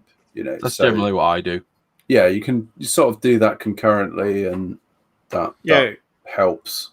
Because Chris, you're still in a portable setup, so effectively you can't heat it up in the brew shed. You have to take it outside. I mean, I can, and then heat it up. I can. No, but you would scald yourself if you were trying to take it outside. No, I can set everything up inside the shed, and as long as I put a fan near it, it blows all the water vapor outside. And I do that. Well, I did that until I bought the gazebo in the winter. Yeah, I would literally set everything up, and then the next morning when I woke up before I went for a piss, I'd just set it to come up to temperature. Go and have a piss, have my breakfast, come down here, and everything's literally ready to go. Yeah, it's all warmed up. Yeah. But since I brew outside under a gazebo now, so that I've got more space, because my shed is long, but it's not particularly wide. Yeah. That's basically what I've done. But for me, by the time I've milled the grain, weighed out the water additions, got everything ready to rock and roll, put my bag inside my kettle because I use an all-in-one. Commercial break. Water's actually at the temperature, so yeah. So what, your shed is long rather than wide? Yeah, it's completely the opposite to my dick. Yeah, I was going to make that observation. Yeah, I got in there before you. Yeah, you did. Commercial break. Oh, for fuck's sake. Okay. Yeah, it's fine. You guys call when a commercial break happens. It's cool. No, it's in the notes, Chris. I'm the only motherfucker who's actually been on this podcast for every episode, but it's cool. You guys run it. Yeah, we're on it. Commercial break time.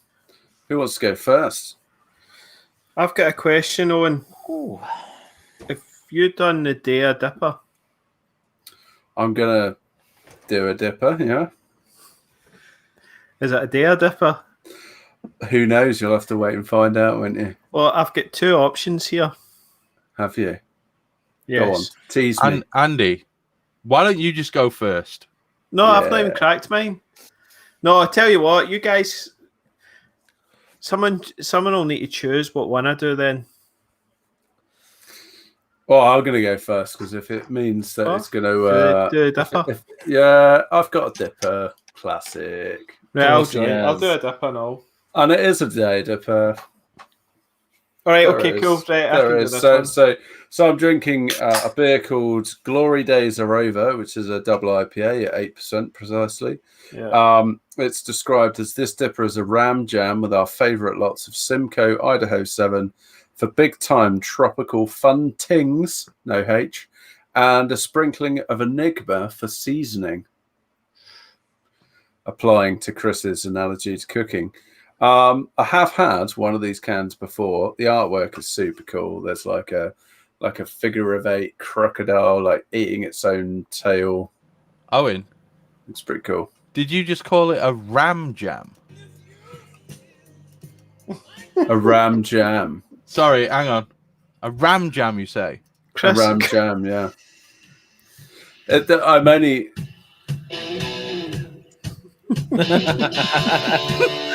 wow! You're gonna get copyrighted again. This dipper is a ram jam.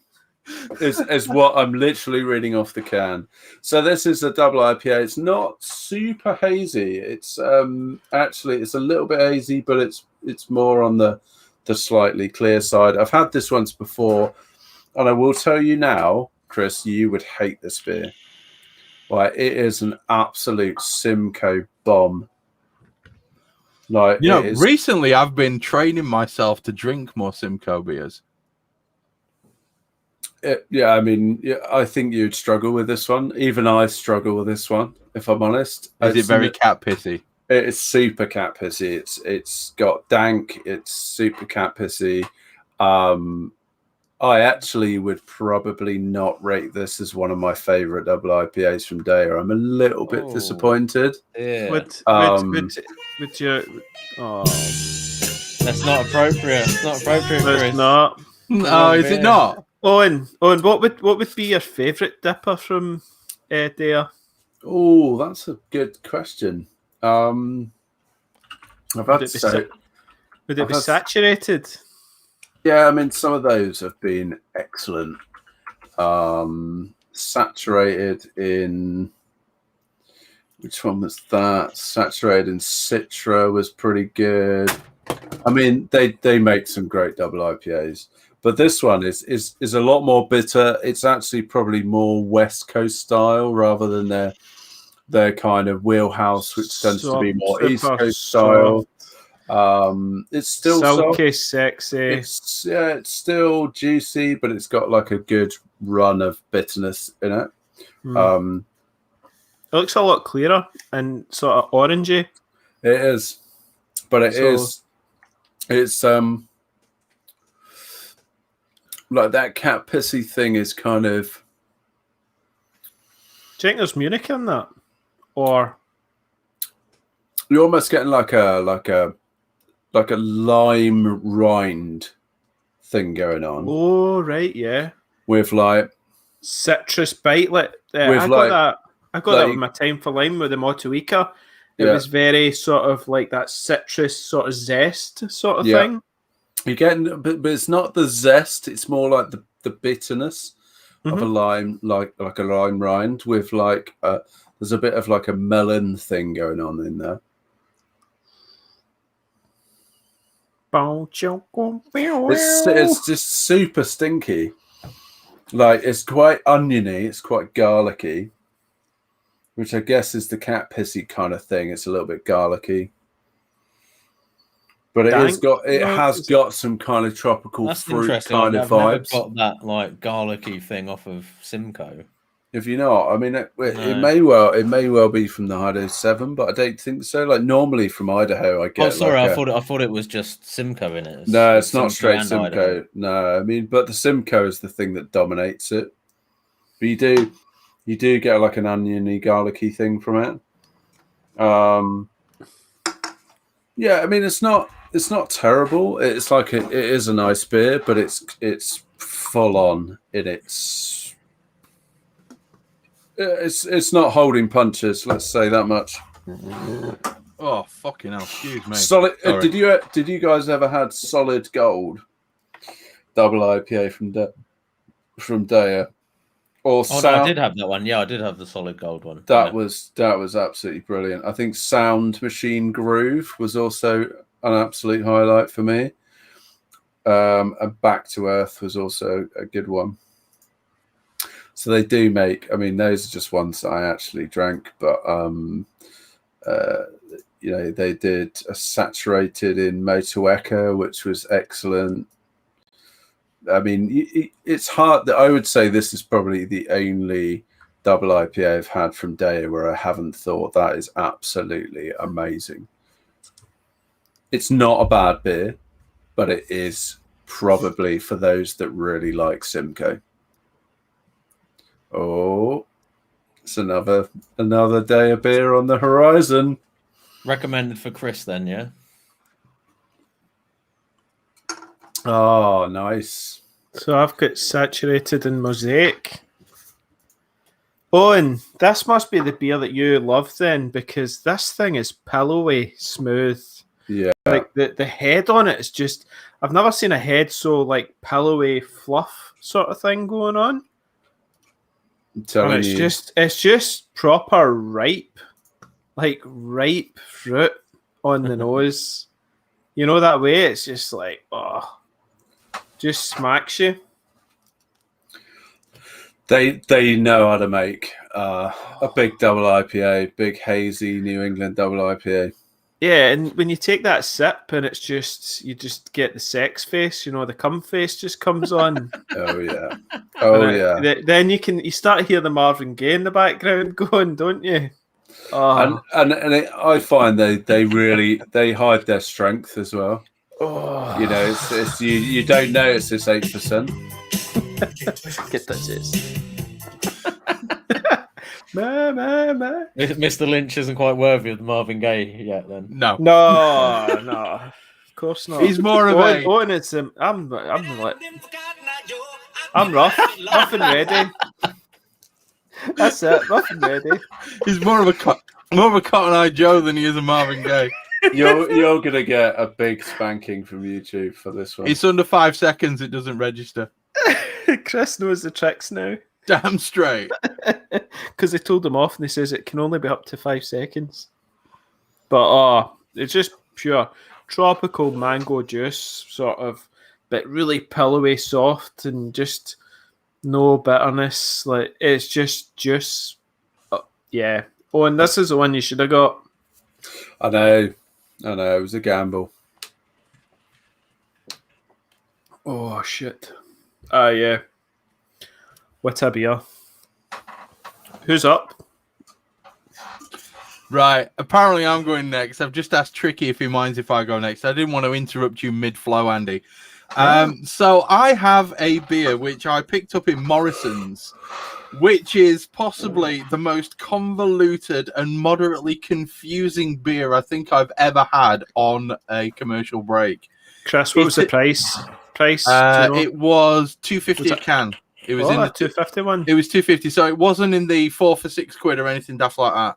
And it is the Siren Brewing Castilian Lemon and Honey Cheesecake Sour IPA. Hey. Sorry, Juicy Sour IPA. Now, I had to get this because, number one, I love honey and lemon. I think it's beautiful. My personal baked cheesecake recipe is honey, lemon, and raisin.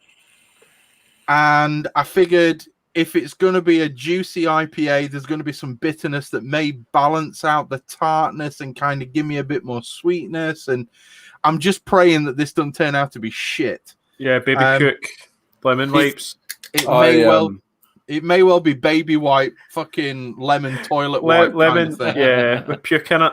Yeah, I can imagine you stared at that can in wherever you bought it from for Murray quite Bob's. a while. From Murray Bob's. I bet you were staring at that for quite a while, weren't you? Like, should I buy this? Yeah, I did. I looked at to be fair, yellow and black. I mean, cool. The can art's fucking fantastic. You know what I mean? This is beautiful can art. And I just thought, do you know what? Let's just give it a go. It's a 1 pint beer. If you're selling it back for Krona, and it's a 2 pants if it's anywhere else, and you get 10 cents back wherever that is if you're like selling it back. It's 440ml can, and it is. Where's the ABV on this one? Where's the ABV? Do they even print the ABV anymore? It's 2.7 units, so I don't know what that makes the ABV. It's not. Oh, it's 6.2%. Reasonably high. I really like Siren's the tactile feel of their labels.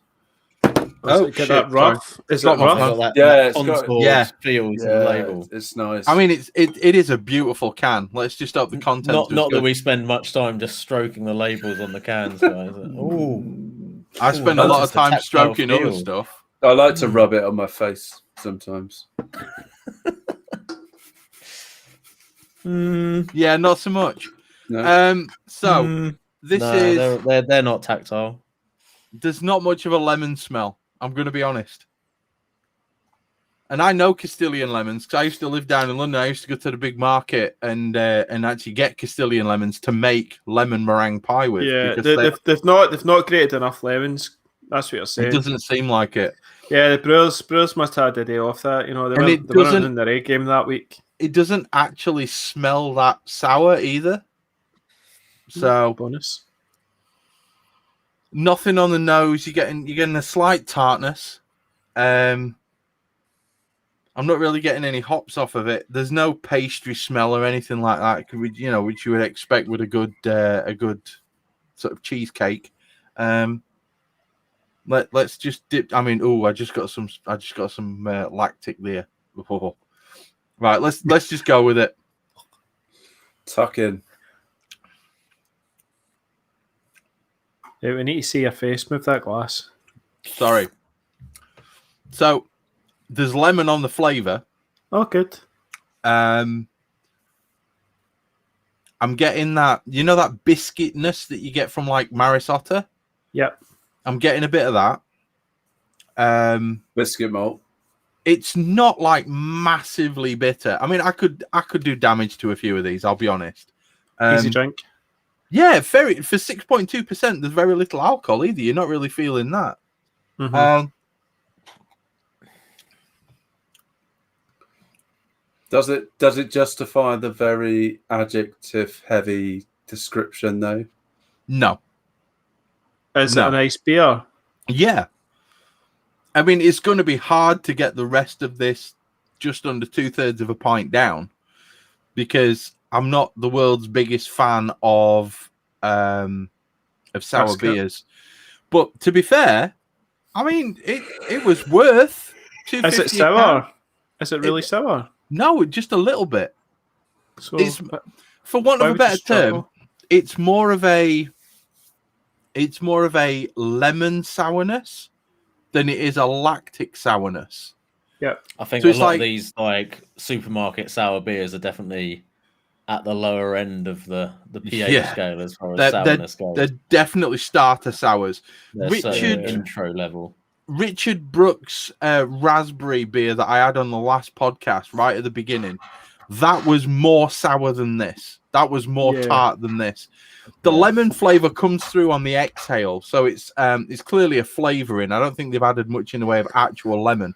So when you breathe out, you get that lemon flavor on it. Unlike yeah, us boys on the live brew day, I just zested a lemon today, Chris, and chucked it in, so it was smelling amazing. Richard Brooks has just said it tastes like old school lemonade. That's exactly what it tastes like. You know when you get a cloudy lemonade? Yeah. That's what it tastes like, just with a bit of that biscuity kind of Marisotto malt in the background. Sounds Yeah, all it's right. not bad. It's not bad. It's not bad. I would give this out of 10. I would give this a solid 7.5. Okay, that's all right for a £2.50 Morrison's beer. When you take a bigger mouthful, it's actually much better. Yeah, I mean, I've fucked worse. It might grow on you as well. I hope not. I've already got athlete's foot.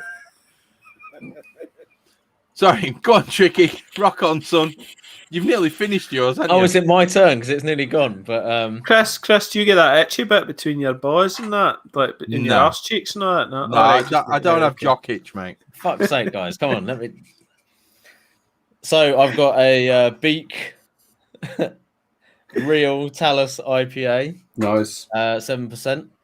Oh, These guys, Talus. yeah, these guys seem to be making a few waves at the moment. Beak, they're a relatively new brewery, but yeah, lots of people raving about the beers. And I picked this one up because I just saw Talus on the can and was like, yeah, I want to try that. Now, slightly misleading because when I read the back of it, it then says, have you tried Talus? We love this hop and have paired it here with Mosaic.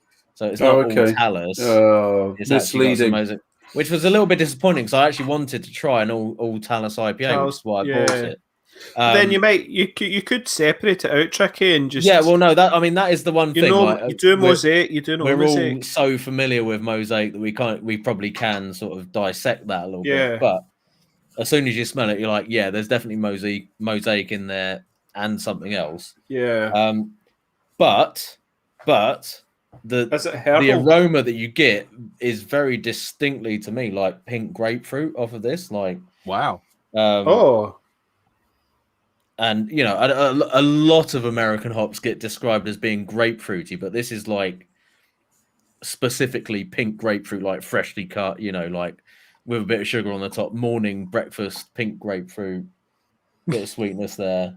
Are you getting much? Are you getting much in the way of like a herbal, woody, slightly coconut thing on there? Maybe a little bit of. No, I wouldn't say like the herbal sort of woody thing. I mean, maybe a slight bit of creamy kind of coconut thing. Maybe. You do realize we can't trust Tricky's palate at the moment because he's just eating a kebab. Yeah, that's true. This is true. Yeah. Just rule out anything that I'm saying. But if I was going to go for any of those descriptors, it would probably maybe be more the creamy coconut thing. But it's like, again, trying to separate the Mosaic out, which is just the standard sweaty sock mango flavor. On top of that, it's the kind of pink grapefruit, maybe a little bit of creamy coconut. My brother, so I've got a video sitting, and it's going to go out on Thursday next week, by the way, everyone. And it's my Nipad out of my nut video. My brother reviewed it when he gave his flavors. He talked about it's grapefruit. It's like a pink grapefruit with sugar on the top, just like you had said there, which I thought was quite funny. What did that have the flavor description? No, it didn't. It didn't. No. Okay. I think that was Citra, Sabro, Motueka, and did I say Sabro? Can't remember. But yeah, it didn't have Mosaic or Talus in it. But just that whole pink grapefruit with sugar in the top sort of thing seems to be. That is the predominant flavour that I boyfriend. get on this, though. That's what it is for me. But that's interesting in terms of the combination. It's disappointing, Tricky, that beer isn't a straight Talus beer because that's actually the way it was sold. Well, no, that's the thing. That's literally why I picked it up because I was like, I want to try that. That's because slightly if it misleading. Tastes nice, I'll make a straight Talus IPA myself. Yeah, is Talus not meant to be quite herbal? Well, I've had a straight Talus IPA. In fact, it was a double IPA from I don't know what brewery it was. an Italian brewery, I think it was, and it's a really interesting hop. I think it's got a whole bouquet of tropical fruit thing going on, right? But it also, in a way, on its own, underlies that whole tropical fruit thing with like a herbaceous. He's back. Owen's on fire, boys. You know, with this like herbaceous, like wait there. Creamy, I've got one for herbaceous. Not quite coconut. No, it's not as vicious. I would say. It's, okay, hang on. I've just brought up the Yakima Chief page on it, and interesting fact, it's a cultivated daughter of Sabro. Correct. It is. It is cultivated. It's cultivated with Sabro and open pollination. It's a and they do specifically mention pink grapefruit in the descriptor, but also sage. Sabro, there's a whole lot of Sabro in mine, which is an unusual descriptor to put in there right next to tropical fruits and pink grapefruit. But it's an interesting hop in the fact that it's very multi-dimensional on its own. So in fact, this weekend I am planning to brew a all talus India pale lager. Yes. So I'm gonna brew that with is that going to be your single hop beer that you're going to send to the three of us? Yeah, it might be. Well, it won't. L17. He's blown the game if it is. No, I've got my secret hop. Yeah, he's got another beer lined up as well. So you guys are going to have to work that one out. But I hope you guys like Saz. Yeah, I love Saz, but you've just told us what the hop is. That's a joke, obviously. Oh dear. Well, Mark, aka SD4 Brewhouse, is saying he did a Talus beer, got the big creamy coconut flavor, but it wasn't very nice. So he's potentially drain pouring that one. So your mileage may vary. Yeah, that's interesting because I got like in the beer that I had, it was like a hint of that coconut thing, but compared to Sabro, like toned down by like 90%. You know, and actually I got... Oh, no, totally. Because the thing is, I wouldn't have picked that out until you've mentioned it. And then it was like the tasting when I sent you that beer before. It was like as soon as you start saying the descriptors, people will go, oh, yeah, actually, there is a bit of that there. Yeah. But that wasn't the one that I would have gone straight away to, there's coconut on it. It was the grapefruit thing. That was super interesting as well, wasn't it? So, tricky. Just being blind to it. It's just no, but again, like that, it's not just being blind to it. It's like any kind of suggestion prior to the tasting. Yeah, and like I said, I kind of knew in my head that you and Owen kind of had it in mind that it was going to be a UK hop. And because I think you guys. He Darren Browned us. You guys think that there's Harlequin coming? And I was like, I'm gonna like because he was telling us he'd been buying all these. Basically, he's an absolute shyster and definitely unsubscribe to his YouTube channel. No, he's a carnival charlatan. Total con man. I love it. But yeah, like I think Talus is an interesting hop. I think Sabro this time last year, maybe even 18 months ago, was like all the rage. And I think in reality, Sabro is a great hop, but you really have to tame it. You really have to be very, very careful about how much you use Sabro in a beer because it's such a vicious hop. Yeah, but it's got to be like you've got to really use a very, very small amount. Really? Otherwise, I think so. Otherwise, you just get like absolute coconut ice cream. I get creaminess, but it's beautiful in a pale. I mean, what I will say for this beer though is, even though I'm a little bit disappointed they mixed mosaic in with it, it's gone down like it's gone water. So it was a really nice beer. All the beers I've had from Beak Brewery have been awesome. I think Brett on the chat mentioned that they're just up the road from him. So Yeah, a bit jealous of that. 'Cause they're in Lewis, I think. Which I would definitely pop up to their. Are they the one that's near the, like literally like in view of the cliffs or something? Yeah, that's right. Yeah. They're sort of so Lewis is down the coast from Brighton, which is probably an hour, probably about an hour and 20 minutes from where I am. Yeah. Can we just raise a point? It's one of the things we're talking about hops and hop flavour and stuff, but there is like that harvest thing. And I know last week, Harry, or 2 weeks ago, Harry brought up about Mosaic 2017. So I went into my fridge because I'd fallen out of love with Mosaic and I was like, oh, it's not great sort of thing. Turns out that's what I was using was the 2017 Harvest, the Mosaic, which turns out wasn't the great harvest.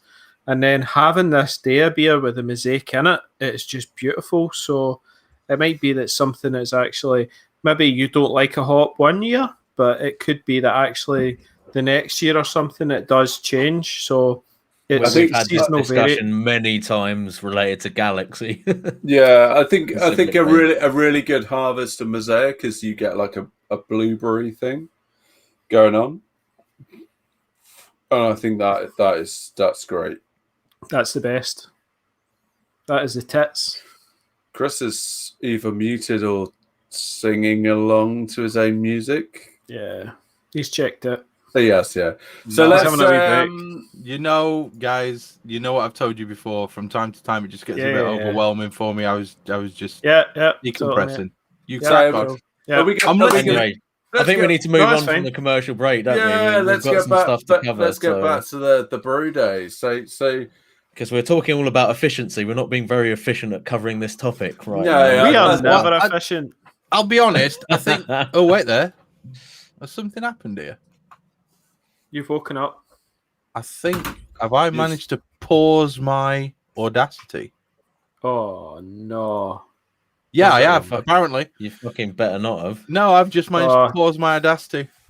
Right. So do you want a timer? No, don't worry about it. I'll fix it when it comes down to it. It's fine. When are you unpausing and we'll get you back in? 1 hour, 44 minutes and about 17, 18 seconds. Well, we're at 1 hour, 48. That's fine because you've not been talking for the last... 1 hour, 44, 26 just seconds. Self-deleted the gap. 1 hour, not doing anything. 48. Yeah, literally. So, yeah, don't worry about it. Edit point. Tricky's editing this one. So, yeah, I'll do the easy ones. Tricky can do the hard ones. Thanks, Chris. It's no problem, dude. So I think one thing that me and Andy are the only two people actually qualified to talk about on this next section is automation. No, you're not. No, I've got a smart socket that I can switch on. Yeah, okay. So, yeah. And I've got delayed start.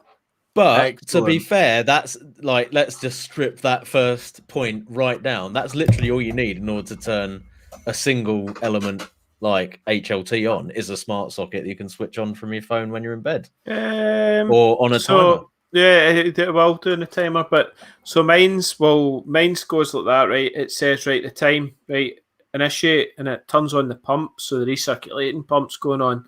No. And then it automatically goes to the next stage, and that's get the element marked on. And then the element comes on, and then it targets my temperature of 79 or whatever degrees that it needs. Boom, boom. And then you come down, and you're in the room, and you're going, let's make love together. Well, the main reason why I love craft beer pie is literally because I can access it from wherever I am in the world. Yeah, you can. Yeah. So for me, if I have to get up and go out and do the shopping on a Saturday morning and I'm in the middle of Sainsbury's, I get to the point where I'm about to do the checkout and I'll literally just whip my phone out, access the IP address and click go. And it starts heating my water automatically if I've got everything prepared. So when I come home, I've packed the shopping away, dealt with the kids, eaten a couple of donuts, a couple of packs of donuts. Then I'm ready to come down to the shed. And literally, it's time to mash in because everything's all ready to go. And the automation, the use of smart tools, things like that. It's incredible. Absolute godsend when it comes to dealing with organising your brew day. You can be chilling the water, and I can be like at the tap, and I'll be like, right, that's me 80 because my water's outside. I've Pump got off. my phone, my Yeah. phone's on, and then turn the water off, and it's like you'd be anywhere, and you can see your brewery system. Class. Nice. And you customize that as you want. And wait until you get Craft Beer Pie 4, Andy, because that's even better. The sex. Mate, it's good. I'll send you the image file at some point. Is it good for a 10-gallon system? Yeah, it's scalable right the way up to 18 barrels, I think. Yeah. So the thing for me is automation has literally saved me on so many days when I've been brewing. I've had issues. I've had to go into the house. I've had to, I've maybe been dealing with something. I've not had time to clean my fermenter, whatever, those final little touches like, oh, I need to do a hop edition. When do I need to do it? Oh, I've got, a minute and a half. I need to be back down at the shed in order to do it. You know exactly what's going off and when it's going off. And it just makes everything so much easier. But the ability, the most amazing ability is the ability to just turn shit on whilst you are not there. And that's where Craft Beer Pie comes into its own. There's some guys that are using gas, I know. And even just holding temperature would be nice. I used gas when I first started, but yeah. But you can use gas with Craft Beer Pie. So there's a plug-in. If you get a gas ring which has actually got a self-starting piezo on it, you can actually open the valve to turn the gas on and start it from Craft Beer Pie. That's a brave man that's going to rely on any computer I wouldn't. A gas system. Yeah, I wouldn't. Personally, I'd avoid that one, but for fear of but you can do it. You can. I think it's our American brothers that tend to have problems with electricity because they've only got a 110 supply, and that limits them to their power. In the UK, we are laughing because we've got 230 volts. It's like you just scale that up to whatever you need. Like, that's a good point. People don't appreciate the importance of that voltage in the equation. Yeah. How many amps? Yeah, P equals IV. P equals IV. Exactly. There we go. But also our water pressure as well. Like we're quite lucky with our water pressure in the fact that it's really high. So things like RO, things like cooling, things like plate chillers, counterflows, any type of chiller, you need that water flow to be high. And in the UK, it's in Europe in general, it's pretty high compared to the States. American brothers, move to UK. It's much better. Or you can just do what the guys from Brewlosophy have done and have a 240 volt line fitted to your house. Yeah, so it's almost like a two-phase system that they'll do. So it's like we would have L1, L2. So you get L1, L2, L3 is three-phase system generally. You could have it's called a 400 volt system. They'll take two phases, so two phases is L1, L2, and that'll give you 220 volts. I'm sorry, Chris. The amount of two phases chemistry tangents that you go down, you've got to allow. That was 30 seconds. I never muted him. Yeah, it was tempting. No, I mean, I fully appreciate. I used to teach physics. P equals IV. Equals IV, and if you want three phase, then it's root. Was it the root on the voltage or whatever? It is, yeah. But the wonderful thing is, we are in this country very, very blessed. We have, number one, water where you can drink everywhere. Secondly, we have really good electricity supply pretty much everywhere, and we also have top quality internet everywhere, and that kind of makes automating systems. It makes it really easy. But I want to move on because we can sit here and argue about craft beer pie all day. Yeah, exactly. We're not talking about efficiency of Brewdays here. I think the very, very important thing, and me and Tricky, as far as I'm aware, are the only two people within this chat who actually have any experience of this whatsoever, and that is the short and shoddy methodology that Brewlosophy are constantly banging on about. The 30-minute mash, the 30-minute boil. Me and Tricky have both done them. My first NEPA was done 30-minute mash and 30-minute boil. And I know Timmy has actually reduced the amount of time that he 45? boils for his NEPAs. Is it 45 he does now? It's something like that, yeah. So, Tricky, given the fact that I talk too much, what are the pros and cons and how far really can you go with this? Well, I mean, I've kind of pushed it to the extreme limit by doing an all grain batch in pretty much an hour, which was a 15-15. Now we brushed upon this earlier, but you have to kind of, if you're going to get your heating and cooling times down to make that feasible, it's got to be on a smaller batch size. So that would not be possible for a 5 gallon or 20 litre batch size. This was done on a stovetop batch, so it was 1 gallon or sort of 5 litre batch size, and it was literally 15 minutes mash time,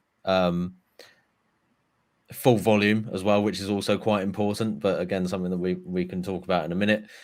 Full volume mash, which means no sparge time, no anything else. So it's basically 15 minutes in, out, straight onto the boil, 15 minutes of boil time, and literally the only extra time added to that was the kind of heating and cooling time.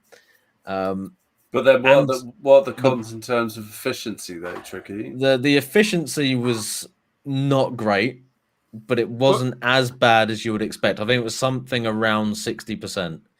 60% was what I got as well. Which is, you can live with that, to be fair. And if you're talking about still get enough sugar, the amount of like grain that you're talking about in terms of, even if you scaled it up, financially speaking, it's not going to be.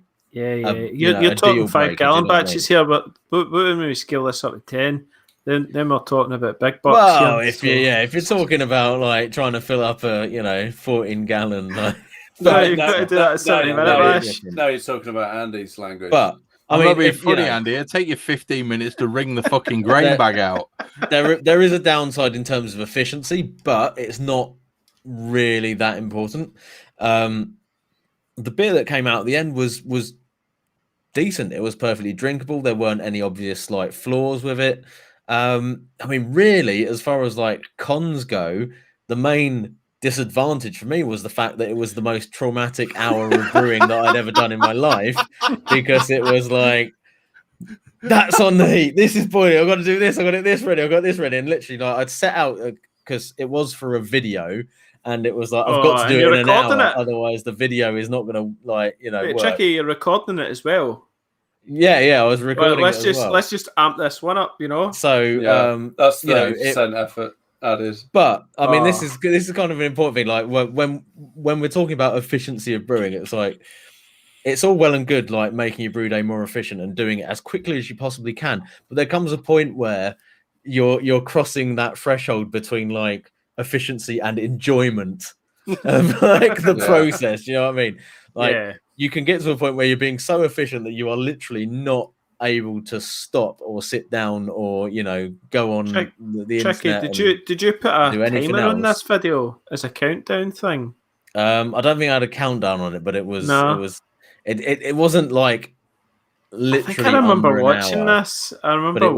It was near enough an hour's time from start to finish. Minus, I think. So I've done a fair bit of short shoddy brewing as well. So it's not just so it's just me then that's not done it. Yeah, no, I've done a fair bit of it when I was doing like my brewing in the bag sort of days. And I'd say one other thing that I missed in terms of like a con. I think there might be an issue in terms of like, because of that low efficiency, like the starches that are left over in the beer, so you can have maybe a more hazy beer or more starch left over in the beer from unconverted, sort of sugars out of the mash. But anyway, go on, Owen. Yeah, I mean, like, well, for the most part, I've tended to favour short and shoddy on styles that don't require bittering hops, so NEPAs, right? But what I've tended to find is that rather than sacrificing the time within the mash, which is where you want to kind of actually extract sugars, is I've tended to just shorten the boil. And if you aren't actually adding any bittering hops, then I think I've even gone to like a 15-minute boil or a half-hour boil, because in reality... But then you're not reducing, you're not reducing you're losing the reduction So Yeah. well, Oh, I yeah. think the more Yeah, water but you using can. efficiency, though. you just adjust your water going in at the start to. You do. No, I know, counteract that. but what's happening is you're not rinsing the grains as much, so your efficiency will drop. Oh, of course And it then- will. Yeah. So Yeah. it's like There's No. still. yes, There's still. it is. You No. lose efficiency in this because you're not. there is still Andy, The more Andy. water. Listen, Andy, listen. Andy, No. no, you've missed a vital point. No, Owen said he didn't change the mash; he changed the boil, so the mash hold stayed on. exactly as it was. right. So to get the volume right that you want, say you want 21 litres or 23 litres, whatever you want at the end. And he's right in saying that he would have less sparge water because he's not got as much boil off. So Correct. And correct. Owen said this was during his brewing a bag days. So Yeah. So it tend to be Yeah. like full volume mashing.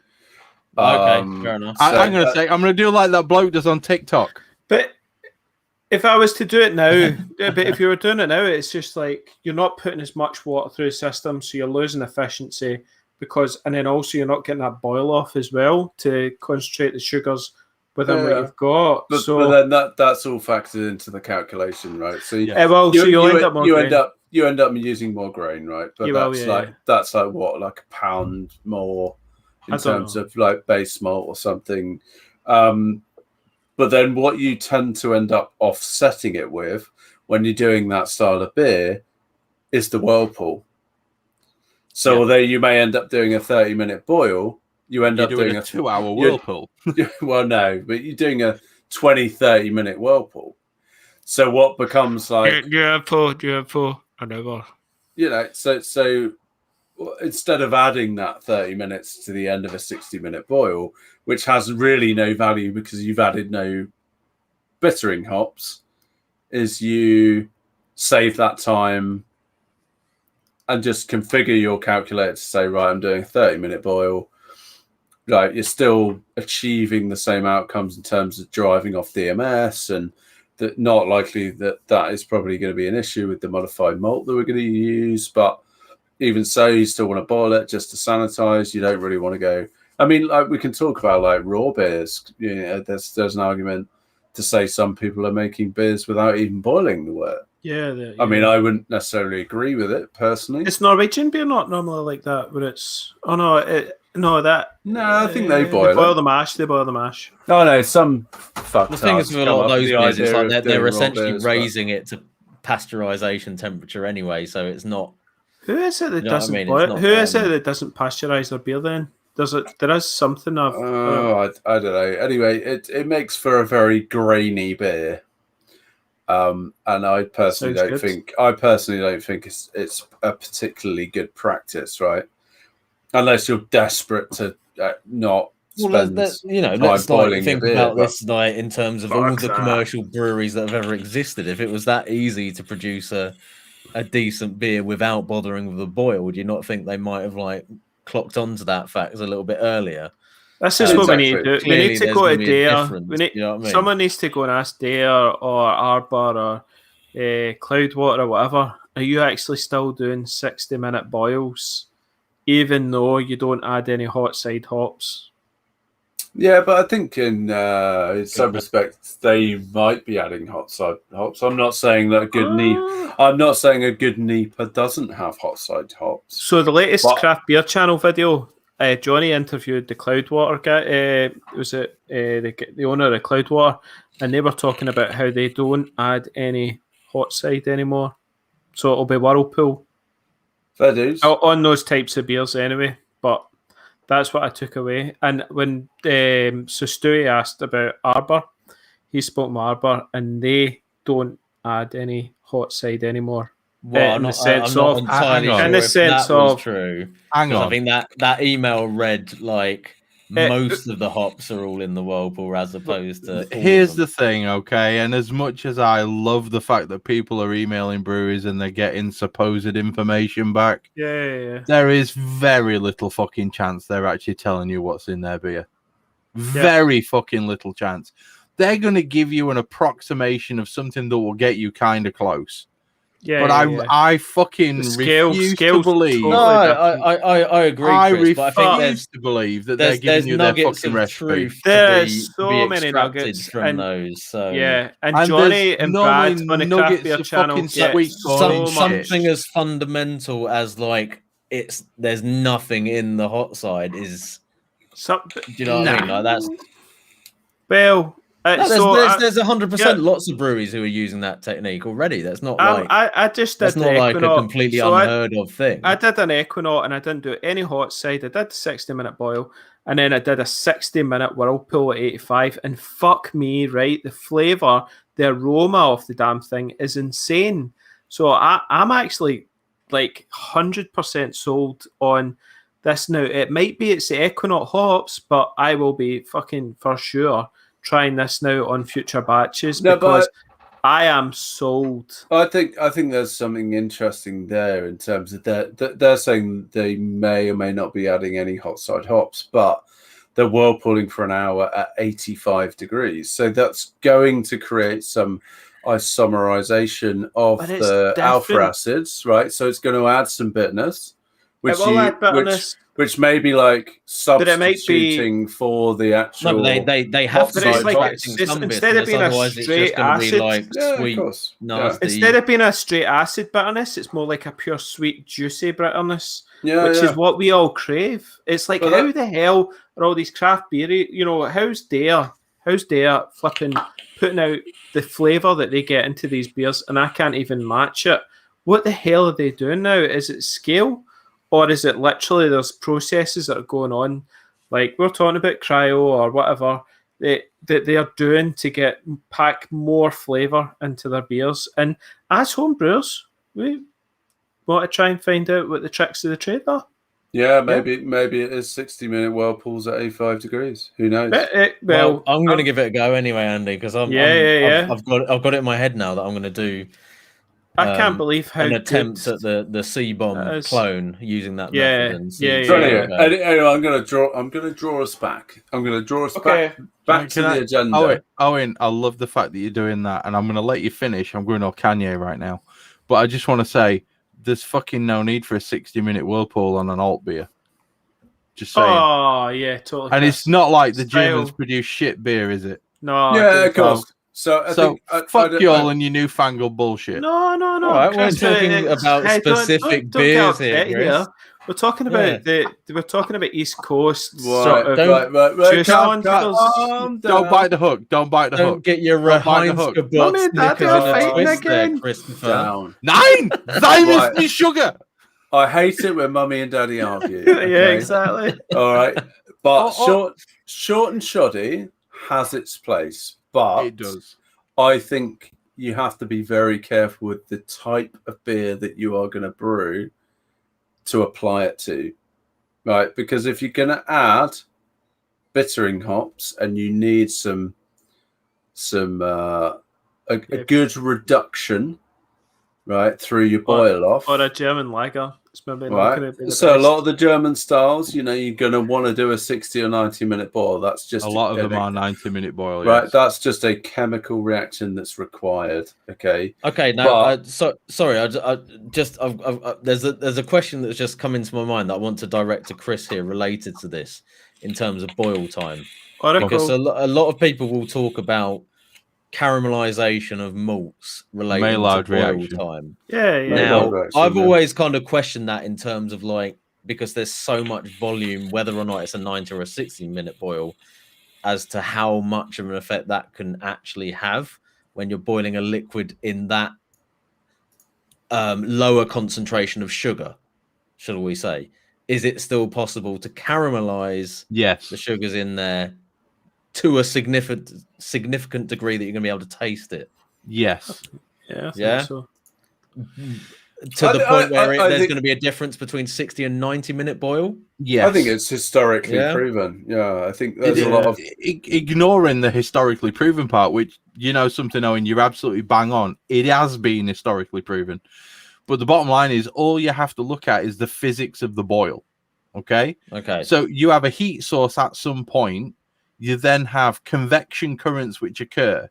So the hotter things rise, and then you have mushrooming, which is why you get the boil, which is why it looks like that. Okay, so you have hotter things rising, cooler things dropping down. Physics says you cannot have a vacuum, so things get sucked back in and they go in. So at the point where your heat source is at its greatest contact with the liquid, which is essentially within that 1 millimeter gap around an element, or within sort of 3 millimeters of that base plate of More of that. you're going to get more heat transference. Yeah. And that's why you have a boil, because you have gases being produced and they come out the top. So the bottom line for me is absolutely, yes, it can occur. And the longer time at which you hold it at the temperature, you're going to get a greater level of that reaction occurring. However, Okay, hang on, calm down, take a breath. It goes up. The Maillard reaction is simply a reaction that occurs between sugars and amino acids. So the caramelization which occurs is essentially the burning of a sugar, or the increased oxidation of a sugar. That will always occur within a liquid above 70 degrees if it contains sugar. Okay, but next question. If you're boiling for 90 minutes, you're also adding more water in to account for the extra losses. So are you not diluting that extra caramelization and nullifying it to a certain extent? Because you're going to boil it always down to 21 litres, and then you're going to increase your efficiency as well, of your overall system as well. So you'll get more sugars out of your current batch. Well, just going back to what I said at the start about the convection. You're getting more in that 21 litres, you're getting more caramelization. You will do, but it won't be significant. You're going to get more caramelization because those sugar molecules are going to spend more time in closer contact with your heater element over a 90-minute boil compared to a 60-minute boil. And whilst, yes, there's going to be a lower concentration, the time at which they're going to spend in contact with the heat source is going to be greater. Does that make sense? Yeah, absolutely. So do you bother doing a 90-minute boil? And if so, for which beers do you do it? For the Marzen, for my Oktoberfest that I did, for the alt beers, basically for most of the German styles, I do a 90-minute boil. Okay. Did you not have a lot of the darker beers? A lot of the darker beers. Did the Hokum not? I can't remember now, but... No, the Hokum was a 60-minute for me. I didn't do that for 90. Yeah. But ones that require that toasted caramel... But yeah, I mean, I have. You can't get away in malts. I've got a question here. So beyond just the time parameter, right, as a variable, because we're just talking about time. What about like the power output? So if you are going to be brewing a very, very pale beer, if you have a vigorous, are you perhaps better like just almost, I don't want to say simmering, but just quite a light boil, whereas with like an imperial stout, do you actually want to be trying to encourage a much more vigorous boil? I don't think the vigor of the boil is going to have as great an effect as people think it will, because the bottom line is the sugar solution, dependent upon the concentration of sugar within the solution, it's going to boil at a certain temperature irregardless. I was going to say, like, a certain levels of caramelization, not dependent on the temperature you can actually achieve, which is also dependent on the concentration of sugar in the solution. Therefore, when you reduce the sugary solution down to it's getting really thick, is when you get the really dark caramelization. Yes, which you're not going to get in a very dilute boil, as in what? You're never going to get a concentrated sugar solution anything more than at the most you're going to go up by a factor of 2. Yeah, realistically speaking, you're gonna double the sugar concentration, because you're never gonna go above maybe 11-12%. So okay, maybe you're gonna triple it. So let's say you've got something at 4% and you've got something at 12%. It stands to reason you're gonna have 3 times the amount of sugar in there. But is that gonna have an effect on the Maillard reaction and the caramelization of the sugars? Yes, but is it going to be as statistically significant as you think? I wouldn't have thought so. So we're not going to be turning it into like dark toffee from a pale wort at the start, is what you're never going to make a Pilsner malt look like an 90-minute versus a 60-minute boil, essentially. No, because you're not increasing the length of that boil sufficiently to allow a massively significant difference in the level of caramelization that's going to occur. Well, I'm glad we clarified that point. Which is why, like Harry said last week... Sorry, I think I kind of provoked that rabbit hole there, but... it's a good rabbit hole to go down. Yeah, it's one of the things that a lot of people probably think about. It was just one of those where it was like it was a question that just like went, yeah, I want to actually raise that one. I think we were all quite intimately focused on what you had to say there, Chris, because that is a really, really interesting point of discussion. Well, it had to happen once in the 30 episodes, didn't it? But how actually that Maillard reaction actually works. But back to the point, we were talking about Brewday. We're still on Brewday. We've still got like 2 sections to go. We're down top of decoction. Sparging methods. We're talking about sparging methods now. Yes, Owen, me and you. So it's either batch sparge or get the fuck out, really, isn't it? Fly. I enjoy a good fly sparge. I mean, I've replaced... He did. Do we need a drum roll? Yeah. Hang on. Oh no, I don't have a drum roll lined up. No, I've replaced the trusty Brutals branded sparge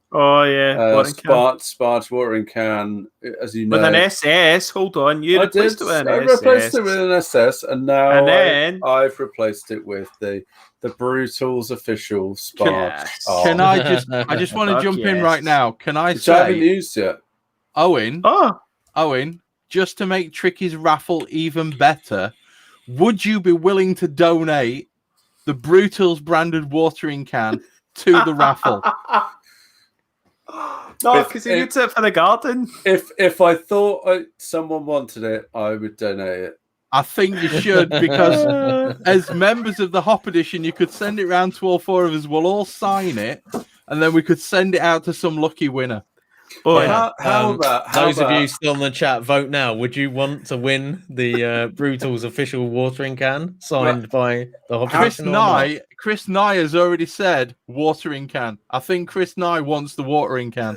I think he does. Yeah. Like, what more do you want in terms of a sparging utensil? How about this? Beautiful. The sticker on the sticker on that watering can cracked. Yeah, it was great, wasn't it? How about this? I will donate my SS Brewtech sparge manifold. Yeah, that's a good. To your raffle, although it's probably a bit late, given it's a week away. And I will say to whoever it is. Oh, it's going on. It's already on the website. If somebody goes out and buys, I'm adding it now. If somebody buys 5 more tickets to Tricky's raffle, okay, I will personally pay for the watering can to be sent to you, and I will send you a Hop Edition t-shirt. How about that? Oh, boom. Thing is, I need the fucking watering monitor can this right now. to water my fucking chilies. I know. Fuck off. And I'll buy you another watering can. You're not having my bloody watering can. Okay, next person who goes on from now, it is, what time is it right now? It is 25 minutes to 11. Tricky, does it tell you when the tickets were bought?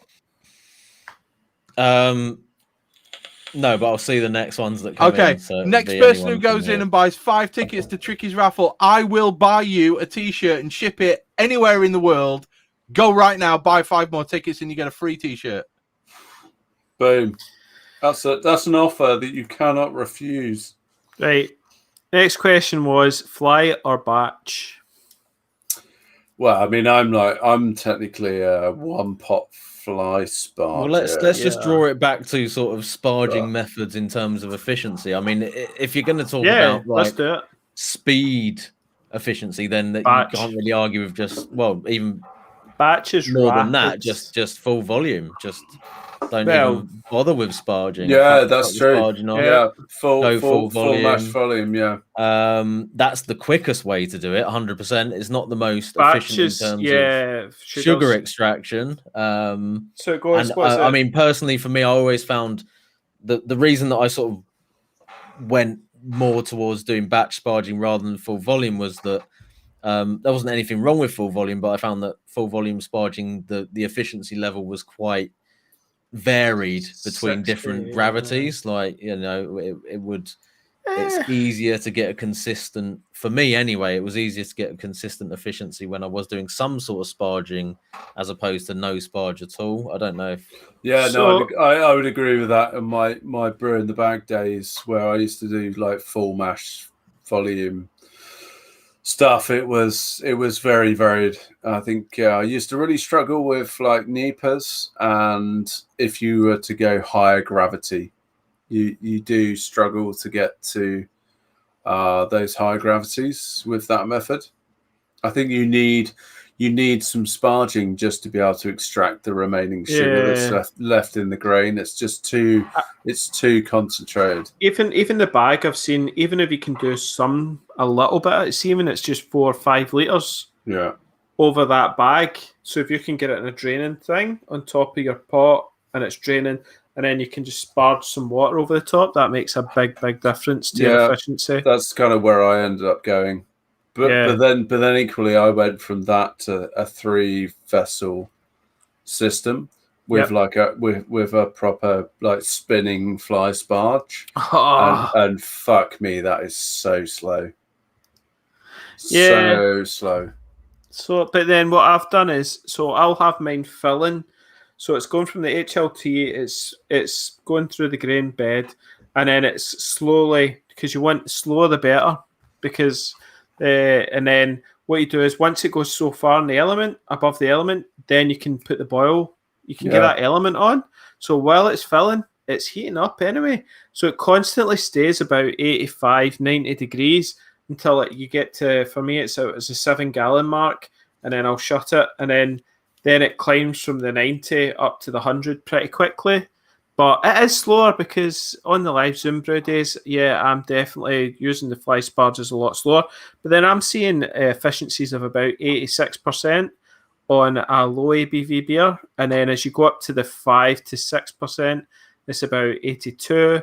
And then as you go up to an IPA size like 7-8%, then you're maybe about 80%, maybe 79%. But that, you know that in your head, so that's what you set up your brewfather for as you go up the gravities. Yeah, so it's just, I think there's a difference between you kind of sparging through a grain bed and pumping out from underneath or from the side of it, versus like my B80 is a single pot. You lift the grain basket and you're sparging through it, so it's purely like a gravity fed system that has a much larger surface area beneath it to drain through. And you know, I can sparge in like 5 minutes, minutes, you know, and that may not necessarily be a good thing, but interestingly, like I found a negative correlation to actually if the grain bed compacts and I get a lot of water hanging on top of the grain bed, and it sparges slowly, I actually get a lower efficiency than if I sparge, if there's a free flowing matrix of within the grain bed, and it sparges quickly. I actually get a better efficiency out of that. Yeah. So it's kind of interesting in that sense that it might be converse or.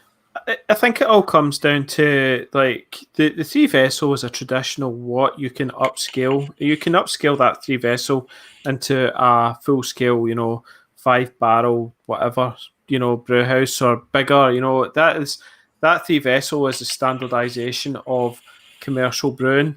Whereas what we're doing now with the boil in the bag and the 1 vessel, you know, one with the you know, you pull out the mash basket and all that, that's only really applicable to what we can do as home brewers at the 5 kind of, you know, what we do, that kind of level. It's the small batch is sort of thing. No, 5K well, I and Gal, think that 15, whatever. there are commercial There size is. versions of that, but they are, I admit they are rarer. Yeah, they are smaller, but I have seen, like you say, it's almost like a kind of they've got this mash kettle boil thing all in one, and it's for like these super small American brewery tap rooms where they've got such a small kind That's of right. Yeah. brew space. It's still small batch, super body niche. Yeah, but and it requires can a be lot. done. It requires a lot of aerial maneuvering and stuff that is possibly not achievable for a lot of commercial breweries. But I'm glad that I actually got some good, decent experience with free pot brewing, because I think it teaches you a lot about home brewing. Gentlemen, I wholeheartedly agree with everything that you've just been talking about, but I think the reality of talking about the sparge methods for the topic that we're actually discussing today is which one's the quickest. Yeah, we've deviated to the subject of sparging rather than the subject of efficiency around sparging. I think it's very, very simple. You have full volume, i.e. no sparge, then you have batch sparge, then you have fly sparge. And it's literally in that order. And full volume, loss of efficiency, probably, to be fair, these days, not that much if you recirculate like I do. I'm getting 77, 78% out of my system as an all-in-one, which, to be fair, that's amazing. I'm banging it out. When I was batch sparging, I had a slightly less efficient system overall, but I was still getting about 72, 73%. Yeah, sounds about right. And going to a fly sparge only gave me 3%, which in fucking big boy terms, as far as the amount of money it was costing me, was like maybe £1 at the most. Yeah. And the reality is my time is way too fucking valuable to be worrying about a fucking quid's worth of grain. Yeah. So as far as speed goes, as far as efficiency of Brewday, just go full volume. The reality is, if you have a recirculation manifold in your kettle when you're doing full volume, you're not really going to lose that much. Yeah, I'd agree with that. Batch sparging is obviously it's the correct way of doing it. It's the Luddites way of doing it, as I once ripped Tricky on a fucking podcast about it. And he did point out that Denny Con does batch sparging, and therefore I was fucking wrong. The advantage of a good memory, Tricky? And then obviously it was a fair point. Refer to Denny. It was a fair argument. And then, to be fair, fly sparging is if you've got all the time in the fucking world and way too much money. Try to get rid of the kids. Yeah, exactly. The kids so, as far as sparge methods go, that's absolutely fine. But then we move on to the next point, which is mash outs. And all it says on the notes is yay or nay. And I think the fucking reality is, regardless of what method you're using, mashing out is going to cost you time. Okay? Yeah. Unless you're like me and you go to 75 degrees, then you pull your bag and then it clicks on the way to the boil. And that's fine. Or the other way of doing it is, because it doesn't really fucking matter. It's not like you're utilizing the enzymes at that point. If you're fly sparging, don't fly sparge at fucking 82 degrees in order to give you a perfect 75 degree mash out, because there's no fucking point. Fly sparge at 90, fly sparge at 100. Pour fucking boiling water over it. It doesn't really matter. The enzymes don't fucking matter at that point. All you're doing is washing sugars through. Yeah. All you're doing is washing sugars through.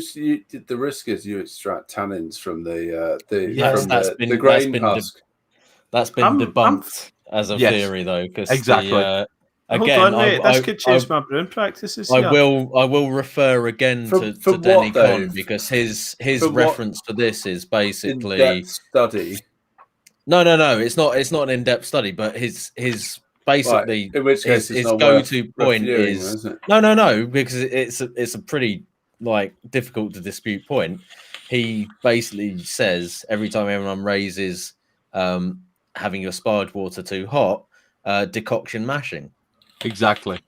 The defense rests, Your Honor. You literally boil the wort with the grain that's still in it, and yet don't extract Here's a tannic question. compound See when you form, mash out. I mean, I've not guys. got a dog in this fight. Do you know what I mean? I don't It's give a a fuck fair, either it's a way. fair It's- argument. It's, It's a fair argument, Tricky, which I'll accept. But where do the tannins come from?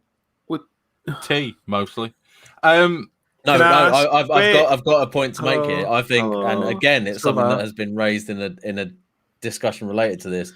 That Sorry, the heat is just exacerbates a pH issue. If you've got too high a pH, the heat exacerbates the tannin extraction from the pH, as opposed to the heat being the driving force for tannin extraction on its own. If you have your pH on point, the temperature effectively has no impact on tannin extraction. Okay, so it's actually a pH issue rather than a temperature issue. It's almost like chemistry was involved there. Yeah. Anyway, I've been doing this podcast for back too at the long with ranch. Tricky because he's now fucking pulling chemistry out of his ass. You know, guys, see if you mash out, can you make your wort more fermentable so then it actually goes drier? no, not really, not in that time frame, because you're killing all the enzymes by mashing out at a high temperature, which denatures all the enzymes. If anything, you're going to make the beer less fermentable by That would increasing stand the to temperature. reason. But I think the reality is it depends on the length of your mash. But anyway, we're talking about efficiency of time, not efficiency of mash. And we've kind of gone down a bit of a rabbit hole here. So as far as speeding up your brew day, yes, doing a mash out does help because you're going to get your liquid, your sweet wort, for want of a better term, out of your bag or your kettle or your mash tun quicker. Okay, so you're going to end up with a faster liquid flow, less viscosity, blah, blah, blah.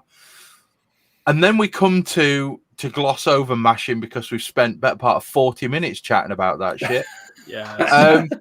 Let's move on to cooling it down. If you want to cool it quickly, buy a plate chiller. If you want to cool it quickly and not risk spending, like Owen said, 2 days cleaning the shit afterwards, speak to Tricky. He'll make you a twin chiller and he will do you good price. Good price. Yes, good price. Okay, Tricky, how many of these do you make? Do you make these in a regular? I haven't made one for a long time, to be honest. Like I did a little run, a little production run, like when the videos first came out, but they've fallen out of favor. But there's precedent for it because basically in America, like the equivalent is your kind of like Hydra and all that sort of shit. Mine is the kind of made in a shed UK version, with better physics. To be fair, there isn't like a UK made equivalent to the those sort of Hydras and the Cobra chillers at the moment. So mine are better than anything else you can buy. So we just wrap a copper coil around a paint tin and then put a couple of connectors on there. No, it's not even a paint tin. What is it? It's a wasabi nuts tin, isn't it? Tricky? Wasabi nut tin. There's a very specific diameter to that tin that is key to the thermodynamics of my system. Absolutely. Holy shit! Literally, the twin chiller. It wasn't just the random cylindrical container that was to hand at the time. No. It was definitely specifically planned. I mean, we talked about the diameter for at least 8 seconds, didn't we, Tricky? I'm not sure we even mentioned the diameter. I was just like, this will do. So the point is, getting a decent chiller is going to get you work down to temperature. That's going to aid you not only in reducing potential for infection, it's also going to save you a lot of time. The twin chiller, I have had it in the winter, cooling a 24-litre batch in 4 minutes, 15 seconds, and that's to 20 degrees. It's summertime's a killer, though. Just now, not with a twin chiller, baby. It's still under 10 minutes. I've got to say, it's not just about that chilling time, though. It's also about the cleanup time as well. Because with mine, it's literally like I'll hose it off, dip it in a bucket of like percarbonate solution, shake it about a bit. All the crud just drops off. And a lot of people have asked me about this. They've said, like, it must be a nightmare to clean it because you've got all those concentric coils and all the bits in between. But literally, it just comes out of that solution like shiny, brand new copper every time. There's nothing like, For those of you on the video, here it is. Twin chiller. That was one of the early models. They look a bit neater now. No, that looks like that because Oscar grabbed it and decided to accordion it. Oh, okay. I was going to say those coils were not that loose when I originally sent it. No, to you, Chris. no. But after time, everything gets loose, doesn't it? Well,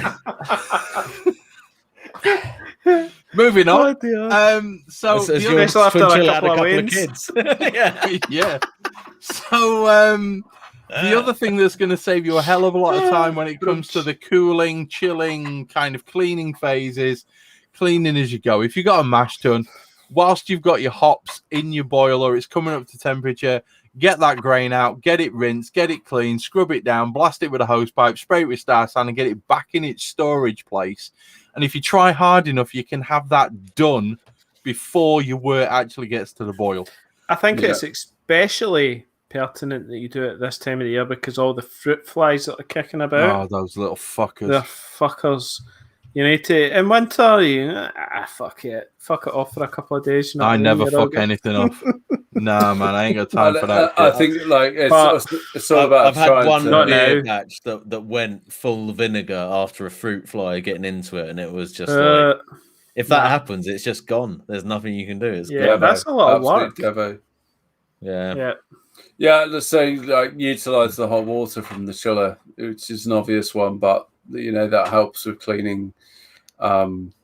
Get that back into the mash tun. Use that to just saves time in terms of trying to that's the reheat. first thing I do in terms of cleaning is literally just blast the output of the chiller straight into the mash tun to rinse it out. And you don't really need to do much more in terms of cleaning with mash tun other than just rinse it because it's not got much Tricky. I've seen you've got a gun thing. You've got this it's like a shower hose thing on a tap. Yeah, that's just the garden hose, spray gun thing, mate. That looks amazing. And you just rinse everything down with that. Every home brewer needs a good spray gun. I need that. Yeah, I've only got the adjustable nozzle thing. No, you've got to have the rinse option. No, you got to step your fucking hose gun game That's what up. I'm talking about, lads. Hang on a second. Whoa. Let's get the links. He spent 1,200 quid on a fucking fermenter and he doesn't even have a decent garden fucking hose gun. Mate, you got your priorities all wrong. Andy, I've got two of them. I've got one in the actual brew house and then one by the drain. Yes, lads. This is I'm telling you, this episode's going to be a game changer for me. Sort your cleaning game out, but yeah.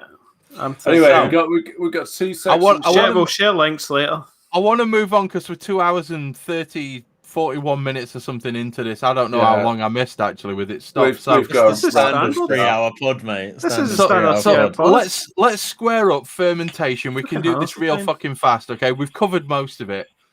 Temperature control is a hell refer yeah. back to the pressure fermentation episode and get the fuck out.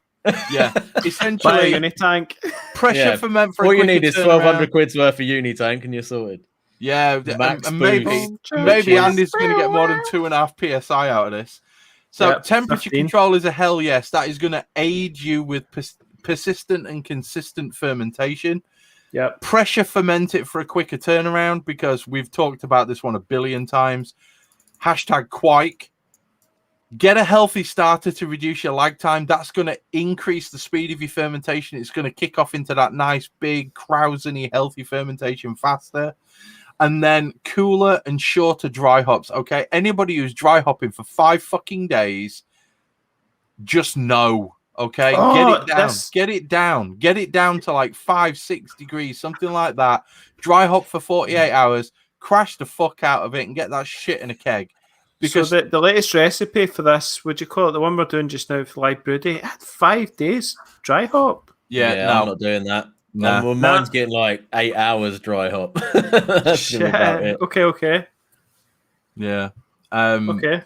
So yeah, fuck that. And then let's get on to packaging, like real fast. Because fermentation, just see the fermentation episode. Talk about the one where we talk about pressure fermentation. Packaging, if you want to save time, don't fucking bottle. Just don't bottle. Well, okay? unless you've got a bowl iTap.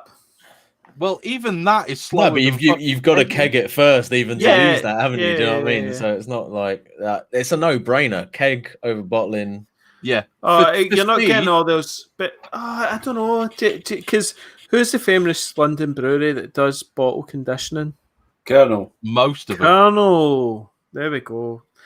They swear by it. And then I spoke with one of the guys up here, Phil Cezanne or something, at STF, and he is a big bottler as well, where you know, bottle conditioning beers, where it. And I'm sure, Chris, you've had the argument as well before. I will say that for me, bottle conditioned beers taste smoother. Yeah. So there is a difference, but then is it worth? You know, No. you were talking about efficiency. It's Fuck not it, get fucking it. worth. Yeah. It's not worth spending an hour and a half to 2 hours cleaning bottles, and then it's not worth spending the hour it's going to take you post fermentation to put it in the my fucking take bottle. on this would be if you are that much of a believer in the secondary fermentation, like keg condition and then bottle off of that keg, because it's still going to save you time. Like, or you know just ferment in the fucking keg. And just bottle direct off that with a float ball and a top feed. No, that's what I'm saying. That's what I'm saying. Do that, and could you need so you or you don't even need to bottle. You just get the same flavor and have it on tap. Do you know what I mean? So, it's just, exactly. Can you not just be prior to the final gravity cap it off like breweries do, and then set your PSI on that, so you're actually using the yeast. Yeah, but this is the thing, like when people talk about like secondary fermentation with cask beers and stuff, most of the time that's just the breweries putting it in a cask before it's finished fermenting, which is exactly the same beer as you are doing with kegged beers when it's live and it's not pasteurized. They're all live beers. Yeah, that's why it's so frustrating when you're talking to like camera people, because they seem to misunderstand the concept of what makes a live beer. Instead of calling them camera people, can we call them wankers? No, because there are some camera people who do understand this. I've got several camera members who come to my home brew club. Did I overstep the mark there? No, because it's real ale. It's a campaign for real ale, and it's a good campaign where you're ensuring that we're keeping cask beers, good beers in pubs. Andy, there is a vast difference between people with adenoids who bang on about secondary fermentation and people who want real ale to be in pubs. But there's a difference where they're not informed. So it's education. It's just education. There's like a dogma for camera where it's like, if it's not this, it's not right. And then the people who actually make, if you ever meet a camera member who actually homebrews, generally speaking, they are like, that's totally the same thing anyway, and it doesn't matter. And I wish that camera didn't have this thing about, you know, kegs are evil or whatever. You know what I mean? It's just so anyway, while we're talking about kegs, let's move on to the final 2 points, because I am absolutely fucking dying for a piss and I need a proper beer because I'm not drinking any more of that lactic lemon shit. Clean your kegs in one go. Clean your keg. Like, when a keg becomes empty, don't fucking leave it. Get it cleaned, okay? Because you can purge your kegs with the gas that comes off the fermenter if you've got a pressure fermenter. There's another good tip here, Chris, is that don't just clean them all in one go, purge them all in one go. Exactly. Daisy chain them together and send the star sand through all of them in one fucking, Absolutely. I mean, I did... With the last fermentation that I did with Uber, I think I purged 5 kegs. No, that was literally what I did with the last batch that I put through. And I was like shocked at how many kegs I actually managed to clear, because I was like, oh, that one's done in like 2 hours. That one's done. That one's done. That one's done. And I literally managed to basically purge and, not just purge, but actually pressure fill all of the kegs with CO2 off of one, active fermentation. So the question here is, like, what are we saving here? Because I can go to Glasgow and buy a brand new 1 meter tall tank for 15 quid, like for a refill. Oh, don't get me wrong. This is probably not a time saving measure as such, but it's certainly a gas saving measure. But I'm pretty not. I'm not shy with just blasting stuff with CO2, because they're big tanks. I mean, you're refilling them every 6 months? You guys probably are every year now, using your pressure saving method. It's around about that, yeah. Yeah. The one thing that I will say, because I've just been listening to everything that you were talking about, was having a piss. Okay. Is it's not about saving. pretty long. It's really fucking long. It's not a question of saving money at this point. If you have to clean a keg whilst you're coming up to doing a bottling session, then basically what you're doing is you're wasting time by having to purge that keg of the Star San with the CO2 that you've bought in order to end up with a keg that's empty that you can then put the beer into. So if we're talking about efficiency, if we're talking about the efficiency of brewing, having that keg ready purged, and weirdly enough, if you're doing a NEPA and stuff like that, Tricky's beer does in fact look like a Badger's Minge. I have to say that. Well done, whoever put that in the notes. I think that was Owen, judging by the fact that he's really badly trying to maintain a straight face. He's clearly got a lot of experience with Badger's Minges. And I was actually having a piss, so I couldn't have typed that. But if you've already got that keg, which is purged with the volatile hop oils that come off of a NEPA or any dry hop beer, you're going to get extra flavour as well. So it's efficiency of flavour. So we're at the point now where we're efficiencying up. My face does look like a glazed donut. That's true. That's probably because I had 6 Krispy Kreme donuts at work today. I bought a pack of 12. I ate half of them. What can I say? Chris, if you fell off the wagon, mate, already. Jeez. No.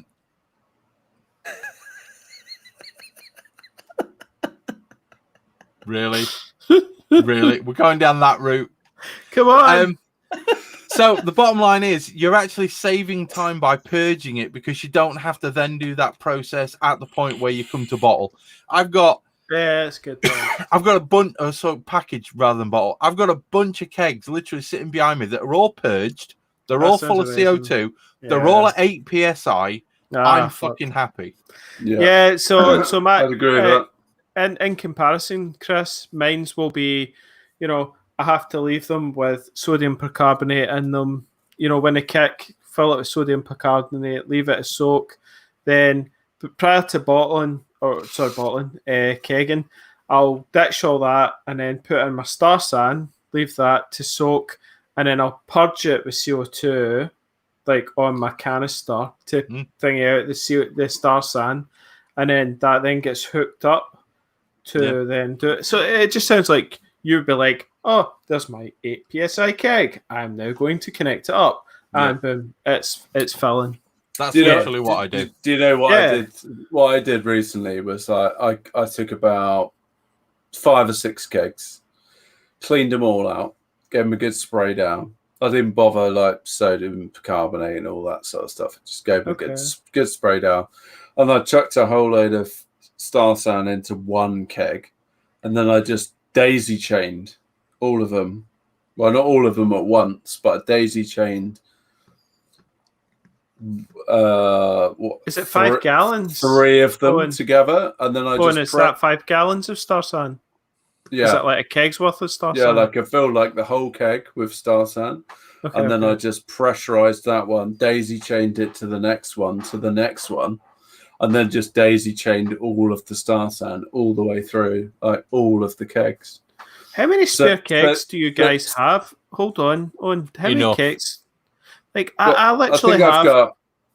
I have 1, 2, 3, 4, 5, 6. So I've got 6 kegs plus a mini little one, but that's it. And so fridge space, I've got the 4 for the Keezer plus 2 that can fit in there. So there's 6 there, and then there's another 2 for the other fridge. The air fridge. Have you got any set outside?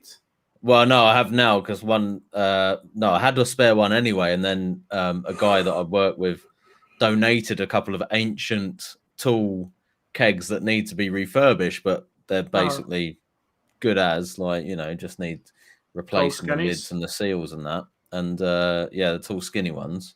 I've got those, and then a 10-litre one as well. So I guess there's like 3 spares and a 10-litre on top of the 8 that are. Yeah, I think I've got 8 or 9, I think. And how many could you have chilling? Well, I could fix 6 in the Keezer.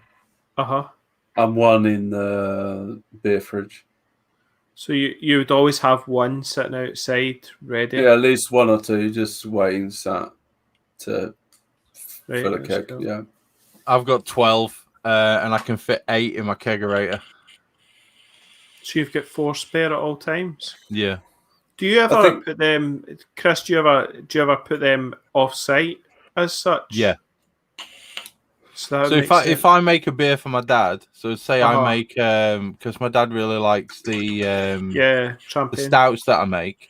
No, that's the father-in-law. I'm not giving him a keg. My dad really likes the stout. I bought him a little regulator and a gas bottle, and he's got a party tap, and he's got a fridge in the garage which he uses to store the beer in. Nice. But I know full well if I'm going to send my dad a keg of beer, it's going to be 6, maybe 8 months before I get that keg back.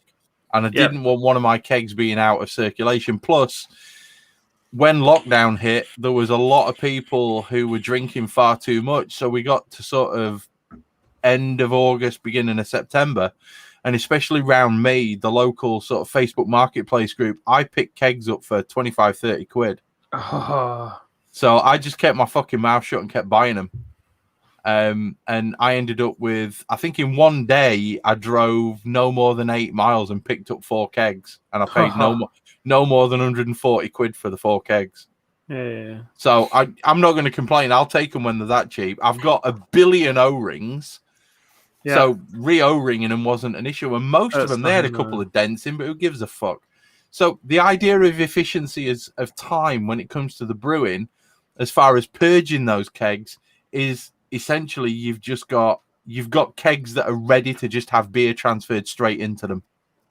And that kind of was the point I was getting at with what I was talking about. I think that's probably where we missed the explanation there of why you would do that with the fermentation, because when you get to the point where you want to transfer the beer and then you realize, oh shit, I've got to now fill this keg up with Star San and then purge it and then do all the rest of it. That adds a lot of time onto your process. This is a good point. Chris asked if there was a Star San only keg. Yes, so I have 3 kegs that have Star San in. Right. Okay. Yeah. Generally, if I've made enough Star San, I'll keep literally a keg full of Star San and just transfer the next one out of that once they're clean. Yeah. While Owen's not here, I do want to point out the flaw in his process of daisy chaining multiple kegs together. You can only pump out of one to fill another and ensure that you've got full Star San contact with the entire keg before you then have to disconnect, reconnect, swap over. Otherwise, you're essentially pumping a tiny bit in, which isn't going to touch the whole thing, and drops to the bottom before it gets pushed out. I think you probably think, Chris, that's what he does. He just transfers from one into the next. Yeah, I mean that, and then after so many whatever, then he'll transfer. Yeah, to the next one. I reckon that's what he is. I might have said daisy chaining as well, and I think that's actually what I meant was you just swap the keg over at the end. Rather I literally came down to I the don't shed. have that many jumper cables to be able to do that anyway. There's literally one. There's one that can do that. That's the thing with this shit is like disconnects are the limiting factor. If you don't have that many disconnects, you can't literally connect that many things together. So I just came down and sat down here with the Kindle, and I was reading a book, and I waited until bubbles started coming out of the spunding valve, because mine worked for liquid and gas. And as soon as bubbles started coming out, I just disconnected the keg, disconnected the first one, plugged the second one on, connected it to the second, and away I went. Yeah. So, how are we doing? I think we've nearly covered everything. I think we have covered absolutely everything. I think it's time to end this episode and begin the after party. What do you reckon? I'd agree. Yeah, I say yes. It's Friday night. Let's get fucking battered, boys. It's Friday. Except me, because I've got a wedding tomorrow. Yeah, but it did pay. It did pay for that £1,200 fermenter, didn't it? Weddings are much more fun and when you're hungover, Andy. Night, Andy. Yeah, weddings are much more fun when you're hammered. Still, no, fuck that. Come on, the bevies. Come on, Andy. Get on it. Yeah, he's going to be straight into that bar as soon as it opens. It's a free bar at the wedding, and he's going to be, I'm on the bevies. I'm a homebrewer. I'm a homebrewer. Fuck Your beer is shite. I meant far better back in my fucking garage, you slag. Pedigree, fuck off. Anyway, On that note, Mon the bucket. that is episode 30. Let's call it there, boys. Guys, I have had a fucking blast tonight. I've absolutely loved it. There were a few off-topic moments, but this has been really cool. Now, Tricky, did anybody go and buy more tickets? I'm gonna go and check. The answer is yes. No. No, okay. Unlucky, guys. The offer for the t-shirt was only valid during the length of the podcast, so y'all done fucked up. Nobody's getting a free Hop Edition t-shirt. So love you all.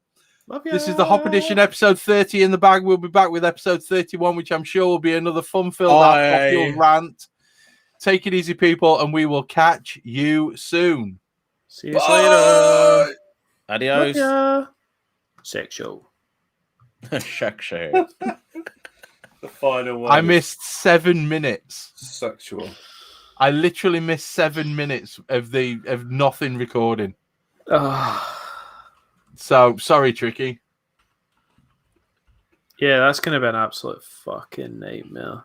Yeah, it's all right. I'll do the editing on it. Don't worry. It's fine. It's not actually that difficult to deal with, to be honest. Is it not? Right, okay. Tricky's much better at this shit than I am. Did you like my note additions?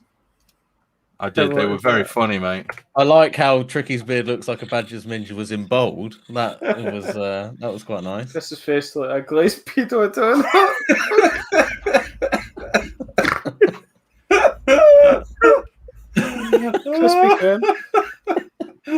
That's so good. I don't know for the who after added show, the guys. pedo We're still live on YouTube. Thanks for outing cats, yum yum. Join us on OBS. If you are joining us from a mobile device, make sure you have Google Chrome installed. Other than that, we will see you guys for probably half an hour or so on the live chat. Let's do this, and we are out. I am cancelling the YouTube feed about Bye, now. YouTube. Love you, YouTube. Bye. Pedo beard.